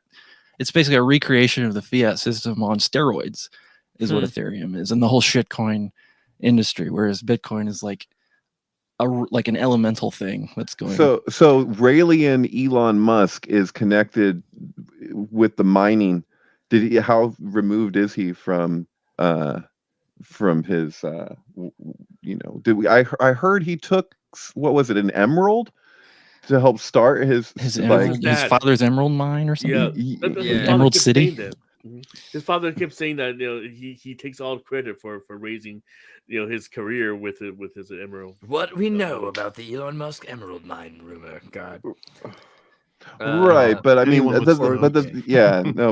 African. Didn't own an emerald mine, and I worked my way through college. Ended up $100K in student debt. Couldn't even afford a second PC at Zip2, so programmed at night and website only worked during the day.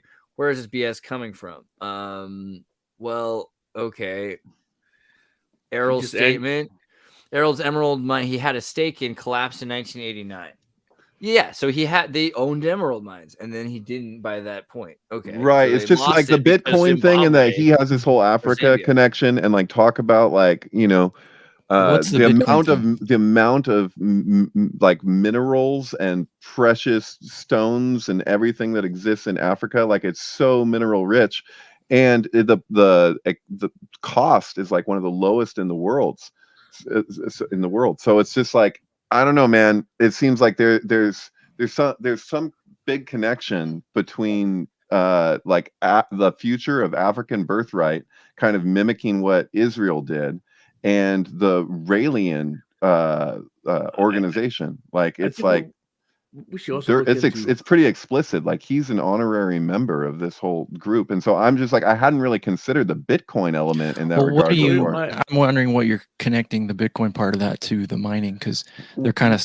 We were talking about Bitcoin mining, but like his thing is a real like mine. I know, but that's the thing. He's an alien trying to get back home. He's also all about birthright. There's this whole weird thing that goes on with him. I'm sorry, I'm just speaking. Whereas it's like I'm going from one thing to the next. It's suspicious to me is because his relationship to Bitcoin, which is like a couple years ago, he said like they announced Tesla bought a bunch of Bitcoin and that sent the price skyrocketing. And then like after a month or so, he's like, oh, actually it's environmentally unsafe or whatever. And then that's it. So he's basically, manipulating the price. He's trying to. And he's promoting Dogecoin, which is just a joke, a complete joke. And I don't understand it. But I like the Elon Musk. I'm sorry. Shouldn't there be a sync with Emerald and Oz? Yeah, I was gonna say. I've been there in my head. This got me. Yeah. I want to say I like the sync with Elon being an alien, because there's the whole concept of like the seven dwarves, right? It was this representation of like a Gnostic idea that these dwarves were kind of like these homunculi, these like soulless creatures, these earth elementals that were so inspired by the human spirit that they go down into the underworld and they grab these gems and they bring it back up to us as humans. But now it's like we are the miners, right? Like we're creating this technology that can now mine and then like take whatever we're grabbing, which is just like this pure etheric abstract energy, and serving that up to like our higher masters. Thomas, that's exactly what I want. You just said it, man. That was good. That's exactly it, man. There's a series finale of Angel, the David Boreanaz spinoff of Buffy the Vampire Slayer, where near the ending season, he's like doing more evil. They're running a law firm that's evil, and he's like helping out villains all the time. And his friend's like, why are you doing that? And he finally freezes everything right before the last episode, and he says, I've been getting closer and closer to the inner circle. And if I get to the inner circle, I can't stop all evil forever, but I could kill all the people that are working together to organize crime in the world. And that would be a good start, because then evil would have to like recombine, reconnect, and remingle and work together. And all the villains that they feature are, there's like a kid that's a demon this demon sucking the life out of this kid's like umbilical cord that he's connected to, he's walking around with. And Hillary Clinton, this is like 2007 or 6, and she's like, I'm up for election in 2012, right? Not 2008, but like, so she's gonna be for the 2012 the actual election. Hillary Clinton by name. It's a lady who looks like Hillary Clinton exactly, but it's not like the Sliders episode where it's literally Hillary Clinton. It's not. Yeah, Sliders still wins. Sliders Hillary Clinton still wins. She's in it. Yeah, no, she wins in one of the dimensions. Hillary Clinton made an appearance in Sliders. It's not her herself, but they mention her by name. Yeah, they do have this photo, the video. Yeah, President Hillary Clinton is. Yeah, exactly. Isn't that the kid from freaking Stand By Me? Would you bring a comb for? You don't even have any hair. I brought it for you guys. That's that kid, right? Yeah. All I'm saying is, wouldn't it be cool if Elon Musk is really just trying to get to the center of the Club of Rome and the WEF? Because he just wants, because he loved Buffy when he was like poor and he had $100,000 student debt. Right? Obviously, he was watching the WB back in the late 90s. That's what. Dude, that's fucking Hoffman's razor. That's the most psychedelic explanation, is the most likely. This guy watched Buffy. He mentioned it before, and I'm gonna pull up one more thing, which is that guy spoke Klingon to somebody at some point, guaranteed. Now let's just remember Elon Musk's Halloween costume, which is just like, if this guy didn't watch Buffy, I don't even know, because like that is straight out of the TV series. Well, the worm is cool. I love the worm. Yeah, the worm was great. Yeah, I mean, come on, that's a lot of work. I'm just saying. So something to that. Maybe not, but let's hope he's not completely evil. Let's be skeptical, but let's be hyper skeptical, even of our skepticism, and hope for the best. Good word. Taiwan, I guess we're good. Is there anything else you guys want me to cover before I go to the? I think I posted a lot of weird stuff that I didn't scan through. Let's do a scan through on the synchronous. All right, just kind of. Well, I haven't posted too much in the last 2-3 days because of the ban.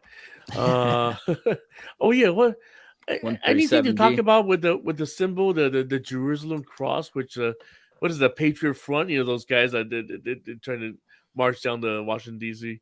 with wearing the white mask. So they all have that Jerusalem cross on the back of the shirt. Let's see. Feds, yeah. Oh yeah, I think you passed already. But it's okay. Yeah. Did you guys know this one with the with Looney Tunes? Oh yeah, there you go. Nice. Yeah. And then Looney Tunes. You guys know this one? The one that he's like screaming. There you go ahead. Oh, the sound. Hark! What's that? Look! It's the towers!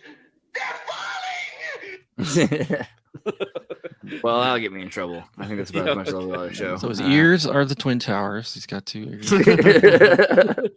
Porky is building 7 there. Totally pretty serious. Good.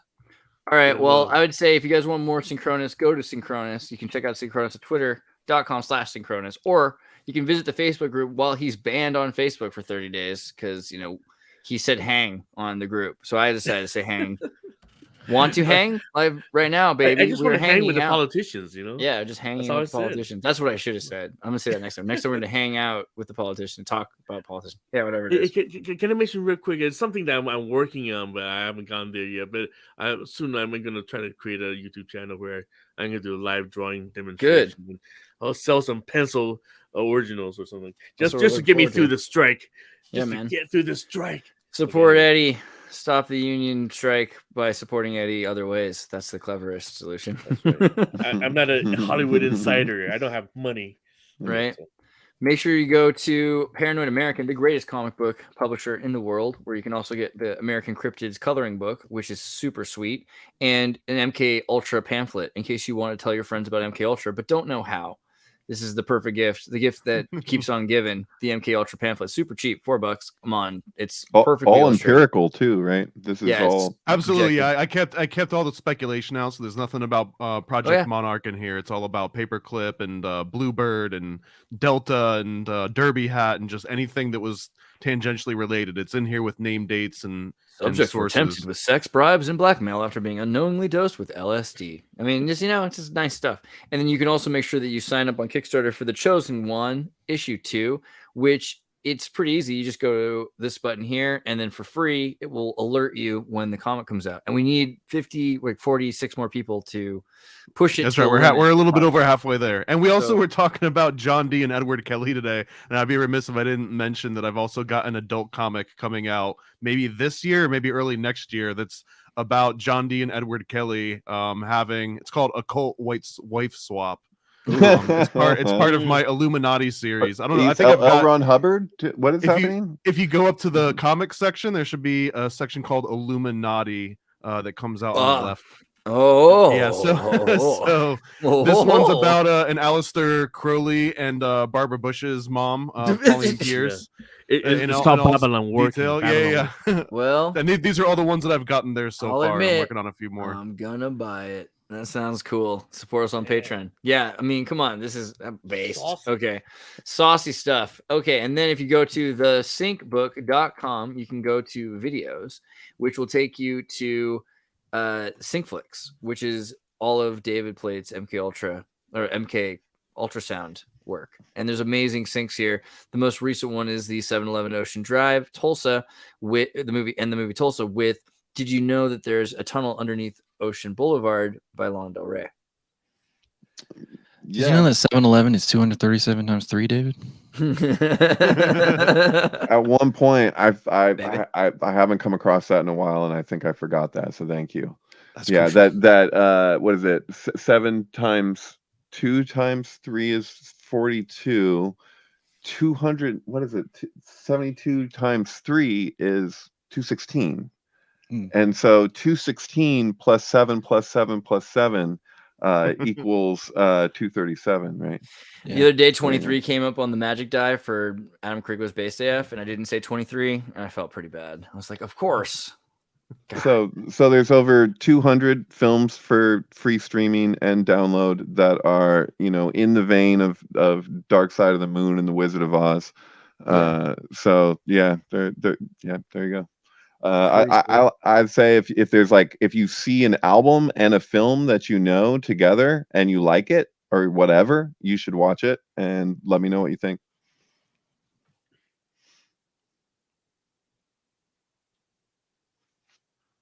And Crypto Alchemist. Make sure you get a Crypto Alchemist. Crypto Cubrology, sorry.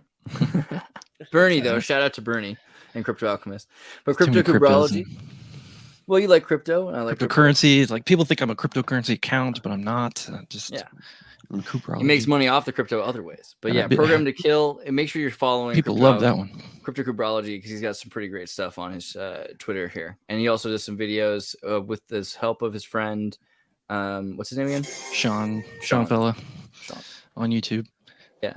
So make sure you check that out. Stuff. Well, before you shut down, I want you to screw up to our mailbox. What's his name?